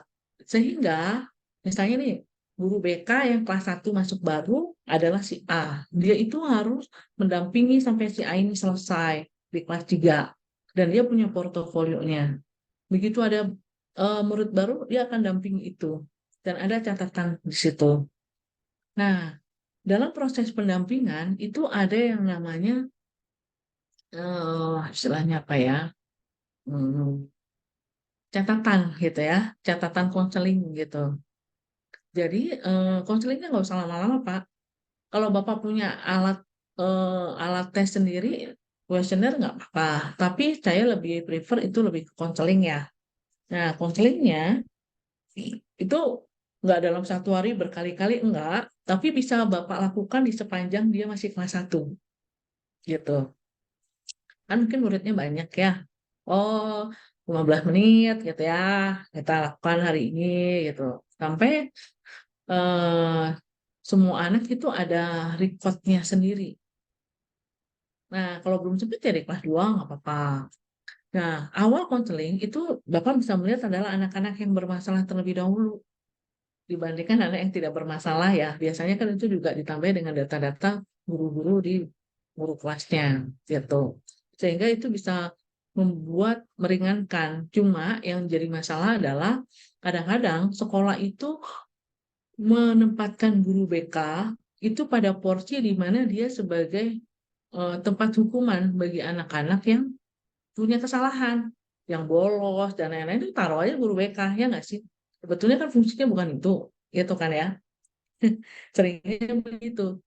Nah itu dalam waktu catatan-catatan itu sangat membantu dan kalaupun mereka ada masalah mereka tahu bahwa ketika punya masalah kita yang dicari seperti itu. Jadi mau nggak mau Bapak memang harus update sekali tren. Anak-anak itu paling mudah, kalau anak remaja itu paling mudah kalau kita bisa masuk dari tren yang terkini. Misalnya lagi TikTokan apa gitu ya, kemudian dia lagi suka apa ya, kita seperti itu gitu.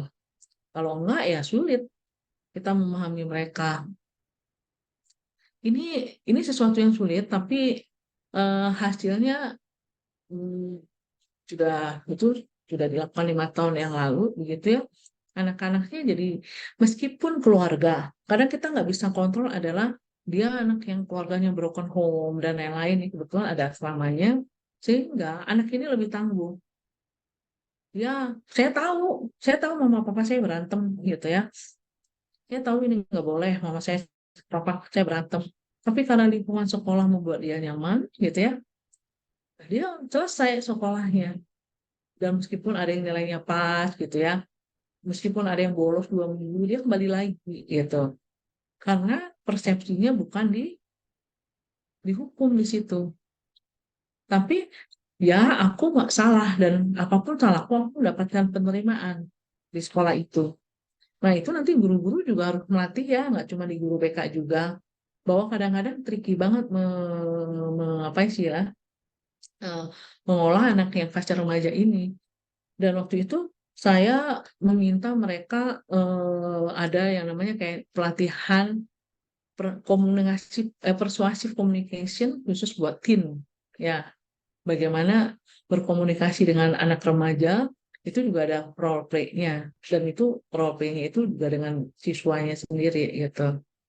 ada penilaiannya sendiri. Jadi itu kayak program yang berkesinambungan dari BK-nya sendiri.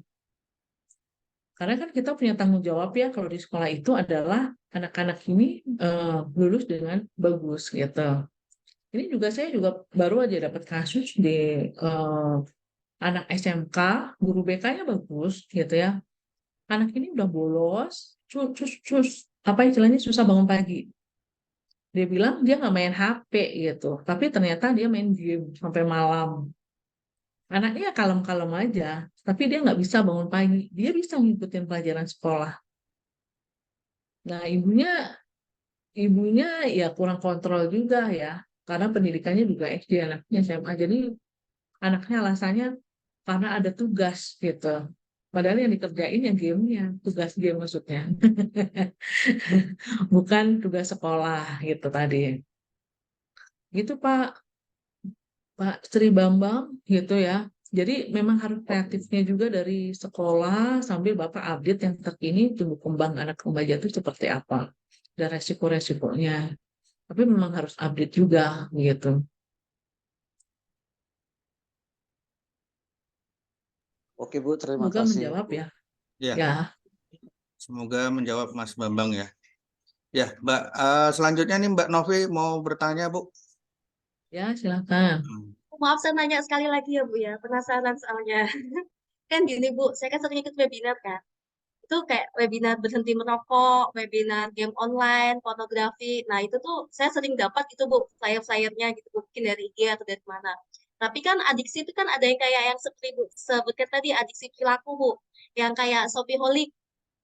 Ya dia shopping terus gitu loh Bu. Itu kok kayaknya kok jarang banget di apa ya kayak diliput, diteliti gitu loh Bu. Emang eh, walaupun sama-sama adiksi lebih berat efeknya lebih berat yang dua tadi ya Bu ya, yang kayak narkolema sama yang satu tuh yang nafsa gitu. Jadi si adiksi si apa yang belanja terus itu agak ringan gitu mungkin Bu. Terus ini sih Bu, kan sekarang aku ada juga ngeliat kayak di apa koran atau di mana itu kan kayaknya anak remaja sekarang itu gaji itu udah pada habis gitu loh Bu. Kebanyakan kan pay later Bu ya. Jadi entah shopping gitu. Oh nanti bayarnya bulan depan, bulan depan, bulan depan gitu loh Bu. Terus ada juga kayak ternyata hutang online itu tuh banyak gitu loh Bu. Orang terjerat pinjol gitu loh Bu. Nah itu aja sih Bu. Lebih efeknya sama nggak sih Bu? Ibu. Ya, sama sebetulnya ya. Cuma kan kalau dulu kan kita nggak ada pinjaman PLS, letter gitu ya. Kalau sekarang kan anak jadi nggak tahu batasan puasnya, ya nggak sih? Kalau kita sekarang aja kita ada GoFood ya. GoFood itu kan anak nggak belajar bahwa uangnya itu terbatas gitu. Beda kalau dia belanja sendiri. Aku punya uang 50.000, ya nggak sih? Ya gimana caranya 50.000 itu aku gunakan. Sedangkan sekarang kalau pakai GoFood, ya kan, pakai GoFood itu eh, pasti dia nggak akan pernah merasa cukup. Ya tinggal pencet, pencet, pencet, pencet gitu kan ya. Kan 50.000 nanti bisa tuh di utang lagi gitu. Sampai dia nggak sadar bahwa ini banyak banget. Makanya banyak sekali remaja yang sekarang itu kelilit hutang dan orang tuanya suka nggak suka bayarin. Ya, akhirnya jadi lingkaran setan lagi. Dia nggak pernah bisa merasakan kemandirian bahwa nyari uang itu sulit gitu.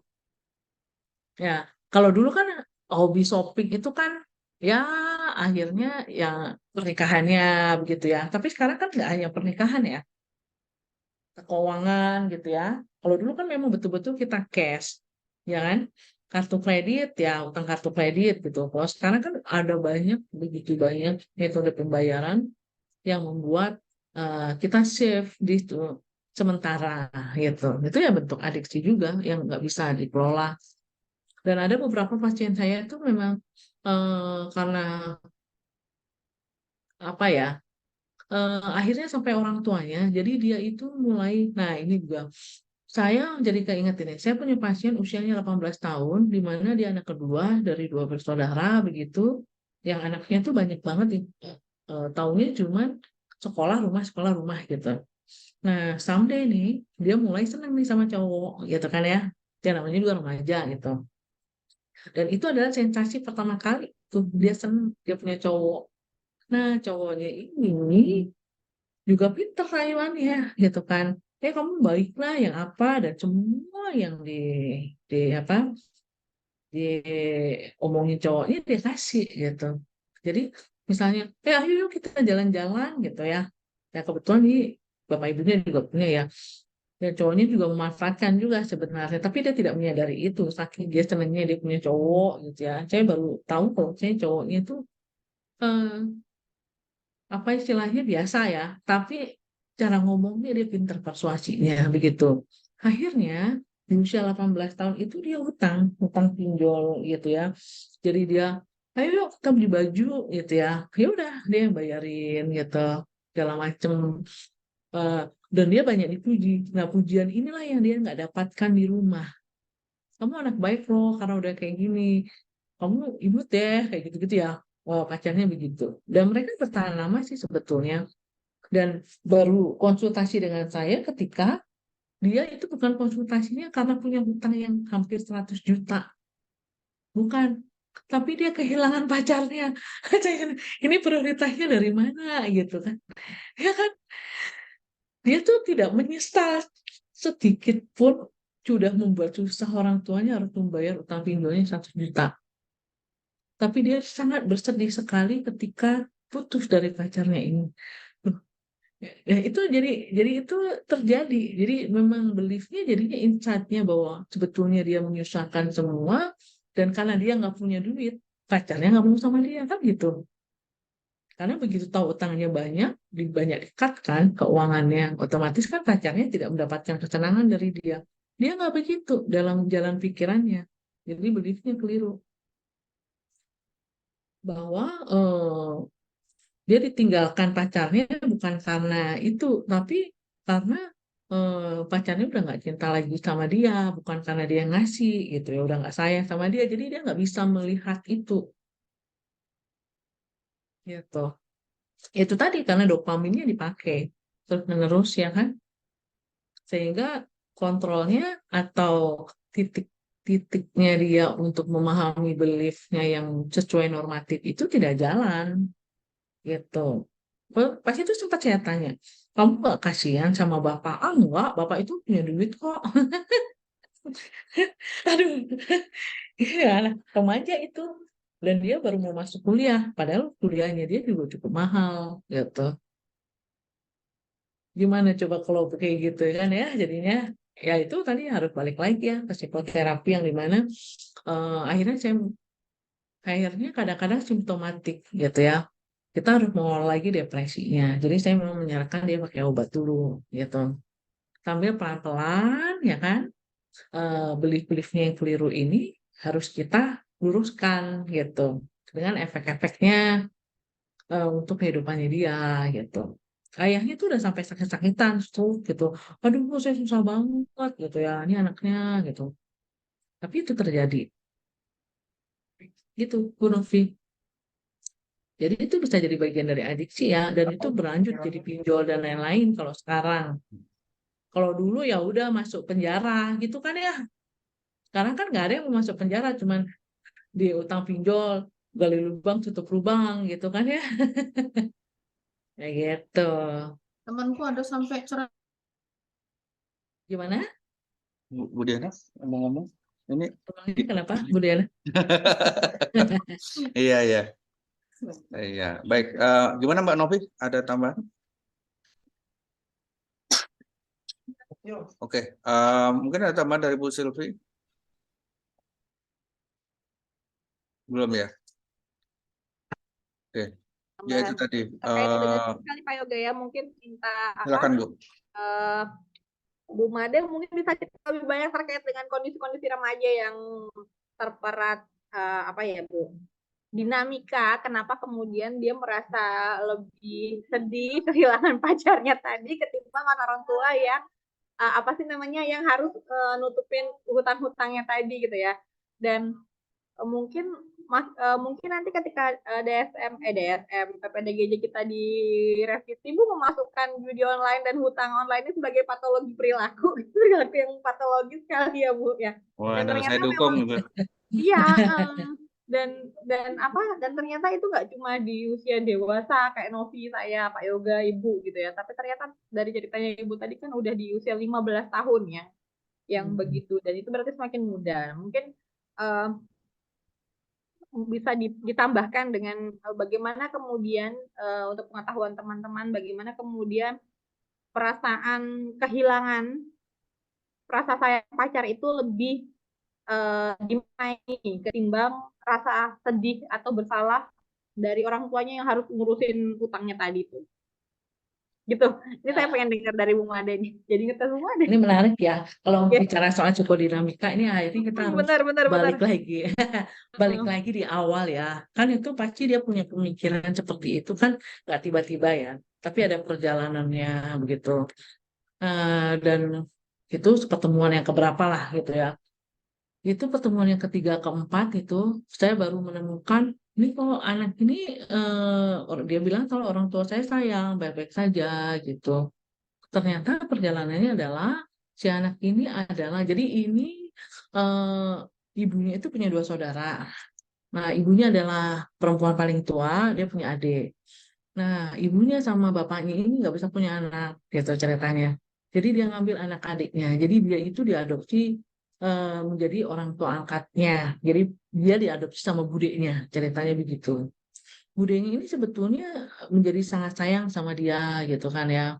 Nah, dia mulai jealousnya bahwa orang kedua budenya itu tidak menyayangi setelah sekian tahun, gitu ya. Dia usia sekitar, ya mulai remaja ya, remaja di usia 12 itu budenya punya anak lagi baru gitu. Nah, karena dia udah terbiasa apapun diberikan dan dia tidak merasa salah, begitu ada adiknya dia sibling. Dan dia merasa nggak safe, nggak aman di situ. Otomatis dari di fase remaja inilah dia ada punya kebiasaan yang namanya kalau aku tertekan seperti itu, aku akan bayarin untuk teman-temanku. Awalnya cuma teman dekat aja sih sebenarnya, gitu. Makan yang sederhana-sederhana gitu. Nah, dia tidak, teman-temannya udah pada punya pacar, dia punya keinginan untuk pacaran juga. Tapi dia menyadari bahwa dia tuh terlalu kekanak-kanakan gitu. Nah, suatu hari nih ada cowok yang suka sama dia dan dia juga suka. Yang sebetulnya dari awal sebetulnya ibunya selalu bilang dia deketinnya cuma karena si anak ini suka memberi sesuatu. Makan siang dikasih dibagi gitu ya. Akhirnya, oh ternyata bisa loh aku manfaatin kan seperti itu. Nah, bagi dia dengan seperti itu dia mendapatkan kasih sayang yang dia tidak dapat dari orang tuanya. Kan hubungan dia dengan orang tuanya yang angkat ini menjadi love and hate. Akhirnya dia berkembang, dia menyalahkan orang tua kandungnya yang membuang dia merasa dibuang ketika dia remaja. Itu gara-garanya adalah eh, si ibunya pada saat jadi dia ada satu perilaku di mana dia itu kalau dikasih tahu oleh ibu kandungnya dia udah suka-suka aku dong kan remaja kan sukanya begitu. Nah rupanya si ibunya ini jengkel, ya udah kamu memang anaknya bude bukan anak ibu gitu. Jadi ada momen di mana dia seperti itu, di mana akhirnya dia merasa diabaikan. Nah pengabaian inilah yang menjadi love hate yang luar biasa sehingga dia displacement kasih sayangnya ke pacarnya segala-galanya. Jadi gimana caranya supaya aku terikat gitu. Nah, makanya kenapa dia ketika utang ini dia nggak kasihan sama orang tuanya. Karena itu dendam, ya kan? Kamu kan emang udah nyakitin aku dari dulu. Jadi wajar dong kalau aku kalau aku banyak uangnya segitu gitu. Makanya dia nggak punya, tapi dia justru sedih dengan pacarnya ini gitu. Itu dinamikanya kalau melihat lebih kompleksitasnya. Yang artinya sampai dia punya belief yang keliru, pasti ada satu di mana dia punya keyakinan yang mungkin attachment dengan orang tuanya nggak terlalu bagus gitu di awal. Jadi ini anak kok aneh banget ya, kok bisa gitu kan? Biasanya anak-anak tuh respon pertama, lu kasihan orang tuaku gitu ya, udah bayarin banyak, bukan putusnya. Nah ini beda gitu. Jadi begitu kadang kalau kita melihat psikodinamikanya. Nah, plus ya itu tadi. Jadi dia nggak pernah cukup ya, karena dengan gampang Itu tuh Gojek itu ternyata ya dia hampir 100 juta lebih lah. Itu dibayarin ayahnya, terus sudah selesai, terus dia marah lagi sama ayahnya. Dalam proses terapi itu dia kabur lagi. Dia nggak bisa apa ya, karena dia kabur, pacarnya tahu kalau dia punya duit kan, artinya dari ini dia mau pinjol lagi, pacarnya deket lagi sama dia gitu. Bahkan jalan-jalan tuh sampai Singapura tuh yang bayarin dia semuanya, nggak tanggung-tang sebulan.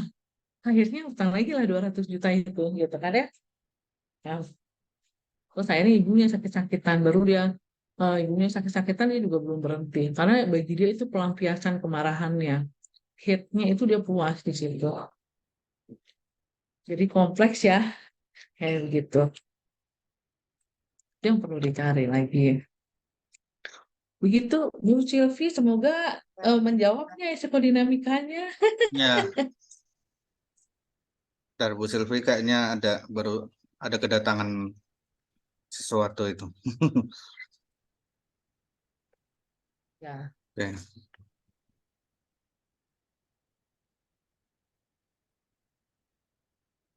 Oke.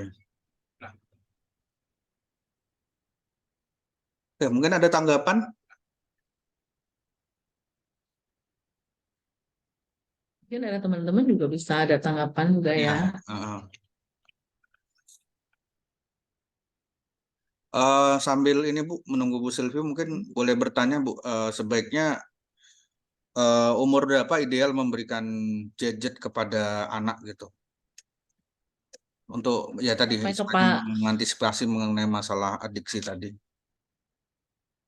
sebetulnya kalau kita gadget itu kan idealnya tidak boleh diberikan sebelum otak anak itu sempurna sebenarnya. Mm-mm. Otak kita sempurna itu di usia 19 gitu. 19 Nah, tahun. ideal 19 tahun.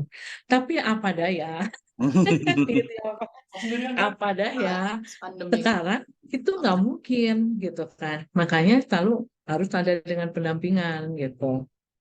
Banyak penelitian mengatakan eh, apa istilahnya, beberapa penelitian itu saya lihat dari kedokteran itu otak itu matang itu ketika dia berusia 18-19 tahun.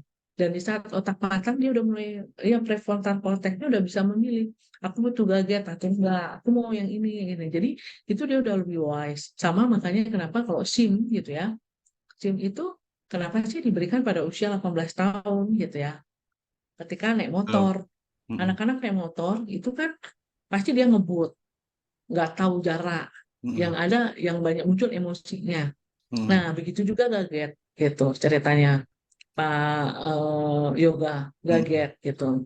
Sehingga saya juga punya pengalaman ini, temennya anak saya itu ada kakaknya SMP, jadi dia udah dibolehin naik motor, nggak apa-apa sih sebetulnya. Cuman kan karena anak cowok kadang belum bisa kontrol, jadi dia kecelakaan. Makanya banyak kecelakaan itu terjadi motor itu biasanya eh, remaja ke bawah. Ya kan? Kalau kita Iya lihat betul Bu. anaknya Maya Estiani itu ya kan juga kan gitu. Dia bawa mobil, tapi dia tidak bisa mengontrol si emosinya. Karena belum matang sebetulnya otaknya untuk mengolah itu. Nah, Ya. bagaimana mensiasatinya gitu. Nah, sebetulnya kan kita juga tidak bisa menghindari itu karena apa ya? Kita juga harus mengikuti perkembangan dan pertumbuhan. Makanya penggunaan gadget secara terkontrol itu hal yang paling bagus seperti itu. Jadi eh, kalau misalnya bayi ya jangan dikasih dulu gitu ya. Balita itu paling nggak boleh sebetulnya sampai usia 5 tahun. Tapi saya sering sekali melihat ibu-ibu tuh ngasih tab ya ke anak-anaknya gitu. Usulannya kan, oh itu menstimulus perkembangannya gitu.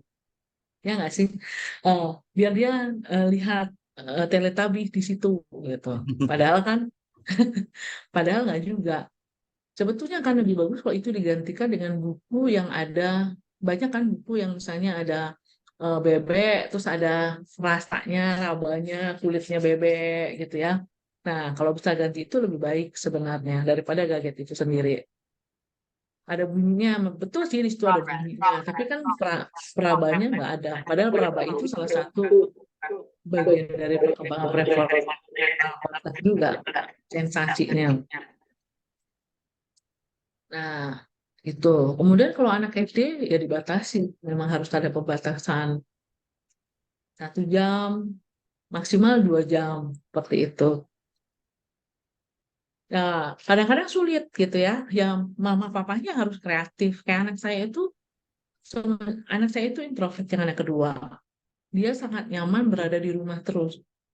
Kalau pas begitu kena COVID, dia bahagia banget Pak Yoga. Nggak ketemu temannya. Aku adalah orang paling bahagia di dunia, mah. Karena aku tidak harus berinteraksi dengan temanku. Aku berinteraksi dengan capek banget. Dia bilang gitu Pak Yoga.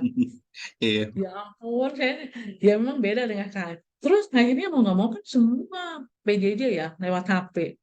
Dia itu sampai eh, baru sebulan itu nggak sekolah, dia sudah bisa nyusunin video, Mas. Pada saat itu dia masih kelas 2 SD. Nyusunin semua potongan foto jadi video dan dia tuh belajar itu dari HP semuanya. Akhirnya saya berpikir, wah nggak bisa juga ini begini. Akhirnya saya kasih tugas harian. Boleh deh main gadget. Satu, buat gambar ini. Itu yang kedua buat gambar ini. Jadi kalau ada IPK Jawa Tengah video yang pas saya jadi pengurus, itu hasil karyanya dia sepanjang COVID. Saya berdayakan. Dia kelas 2 SD itu, Pak. Eh, Pak Yoga. Luar Jadinya, biasa. Kelas 2 SD. jadi itu emang kreativitas ya. Karena dia kalau saya tarik itu HP-nya dia marah. Mama itu ini nih, ini loh, aku tuh buatnya kayak begini nih. Dan ini nggak semua orang bisa loh, mah gitu. Ya saya lihat, oh iya ya bener juga. Dia menggambar di situ, dia buat anime sendiri gitu. Tapi kan itu jadi dia butuh waktu. Nah, lama-lama dia nggak mungkin cuma itu doang kan. Dia harus sekolah juga. Nah, saya punya trik lagi. Dia bilang gini, Mah, kenapa sih Mama tuh anaknya aman, tentram, sentosa itu kok harus di apa ya, harus dibuat susah gitu. Dia bilang, dibuat susah, dia bilang. "Eh, karena untuk mengurangi kecanduannya pegang HP, itu saya mewajibkan sebetulnya dia untuk ekskul di luar, tapi ekskulnya bukan pelajaran. Adik mau apa? Tari, dance, eh, piano atau apa? Aku nggak mau semuanya mah gitu ceritanya. Loh, kok bisa nggak mau semuanya? Boleh, kamu nggak mau semuanya, artinya mama pegang HP-nya. Tapi kalau kamu mau semuanya, kamu masih bisa pegang HP, milih yang mana gitu kan. Dengan terpaksa, dia tetap gitu. Ya agak susah sih. Sebetulnya kalau orang lihat dia produktif, semua gambar-gambarnya dia bagus gitu. Bukan gamenya cenderungnya, tapi karena penasaran aku harus menjadikan dia lebih penasaran bukan game tapi buat gamenya itu sendiri bagaimana gitu. Oh, seperti itu Pak Yoga. Jadi bagaimana orang Ya, tua kreatif dengan ya. Jadi memang apa namanya?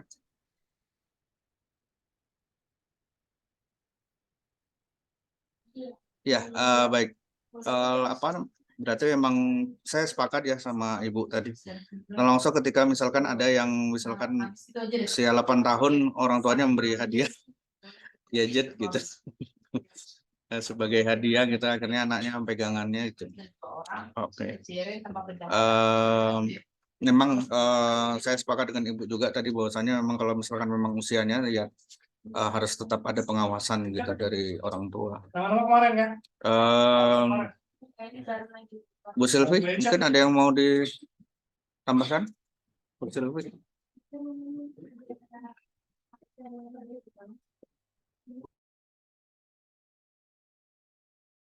Oke, mungkin dari Bu Sylvie belum bisa ada yang ditambahkan. Mungkin kalau ada pertanyaan atau mau simpulan, Bu, saya serahkan kembali ke Ibu. ya kesimpulannya pasti preventif ya dengan teman-teman tahu bahwa gangguan ini ada perjalanannya, artinya itu nanti harus diedukasikan ke seluruhnya ya, digunakanlah buat diri sendiri gitu. Kalau saya ya supaya itu bisa berproses dengan cukup lebih sehat mental lagi dengan kita tahu pengetahuan ini begitu. Tadi ada paradigma perspektifnya, tapi tadi udah saya jelaskan sesungguhnya semuanya. Nanti tinggal dibaca gitu ya PPT-nya. Kemudian ini saya mau tanya Pak Yoga, itu kan di sesinya Bu Silvi ada yang namanya tugas kelompok. Apakah memang memungkinkan ada tugas kelompok begitu? Karena saya lihat ini kan Oh, pesertanya juga sedikit tidak ada gitu Bu, ya. Oh, tidak tidak ada ada ya. tugas kelompok. Jadi murni materi dari. Cuma memang kemarin itu karena apa namanya terlanjur di apa namanya rencana pertemuan itu kita tuliskan tugas kelompok Bu. Cuma nanti pada poin. Jadi makanya itu tadi Ibu kalau Ibu lihat di logbook itu praktisi itu kan ada yang pertemuan ke-12 itu udah diisi yang karena itu presentasi kelompok yang anak yang bagiannya Bu Ayu. Jadi nanti Ibu bisa ngisi yang pertemuan yang bagian remaja begitu. Oke. Yang pas Berarti mungkin pas terakhirnya itu materi terakhir ya di situ. ya, kalau misalnya masih ada sisa waktu, berarti nanti akan saya cerita aja ya. Kaitannya ada banyak kasus-kasus remaja, terutama kaitannya dengan anxiety, Ya, conversion siap, disorder, kayak siap gitu. Bu. Nanti mungkin saya akan tambahkan Mm-mm. selain masalah apa ya, yang besok itu kan kaitannya dengan perilaku berkelompok ya, Ya gitu Bu. ya. Mm-mm. Nah, nanti saya akan tambahkan di sesi berikutnya. Jadi materi bebas yang sering saya temui gitu ya, dengan Ya, kasus aja gitu aja. betul Kalau Bu. memang nggak ada tugasnya, oke. Untuk pertemuan selanjutnya ini materinya apa Bu? Berarti Tentang perilaku berkelompok ya. perilaku berkelompok ya. Oke, Mm. siap Bu. Masalah Oke. perilaku berkelompok. Oke, Masalah dalam perilaku berkelompok. oke. Oke, itu Ya, mungkin hari ini begitu ya Pak Yoga ya, siap Bu, siap. yang bisa saya sampaikan gitu ya. Semoga nanti besok ada insight apa begitu lagi ya ceritanya. Tapi Baik. saya lebih senang kalau misalnya teman-teman punya cerita apa begitu yang bisa kita share Ya, dan bagi gitu. Karena ini kan sekedar diskusi ya, sambil memperdalam masalah pemahaman terhadap masalah di sekitarnya lebih lebih luas gitu. betul Bu. Oke, begitu dulu Pak Yoga. Ya, oke. Kalau gitu kita foto bersama Bu ya. Mungkin mahasiswa, mungkin seluruh peserta bisa on cam karena kita akan berfoto bersama. Oke, 1, 2, 3.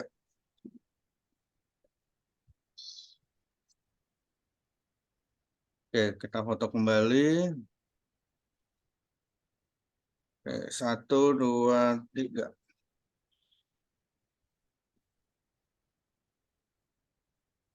Baik, sudah Bu, di foto nanti saya segera kirimkan ke Ibu. Terima kasih banyak Bu Made. Ya, terima kasih banyak Pak Yoga. Saya Ya, izin meninggalkan tugas ya, dulu. mohon maaf atas keterlambatannya Bu. Nggak apa-apa Pak. Ya, oke, saya close dulu ya Pak. Ya, terima kasih Bu. Hati-hati. Sehat-sehat. Oke, terima kasih buat Tuan dulu. ya, monggo Pak. Mas Bambang, makasih Oke. banyak. Nanti kalau minggu depan silakan teman-teman alumni bisa ikut bergabung. Ya, Oke, Pak. ya, Siap. terima kasih banyak. Selamat sore.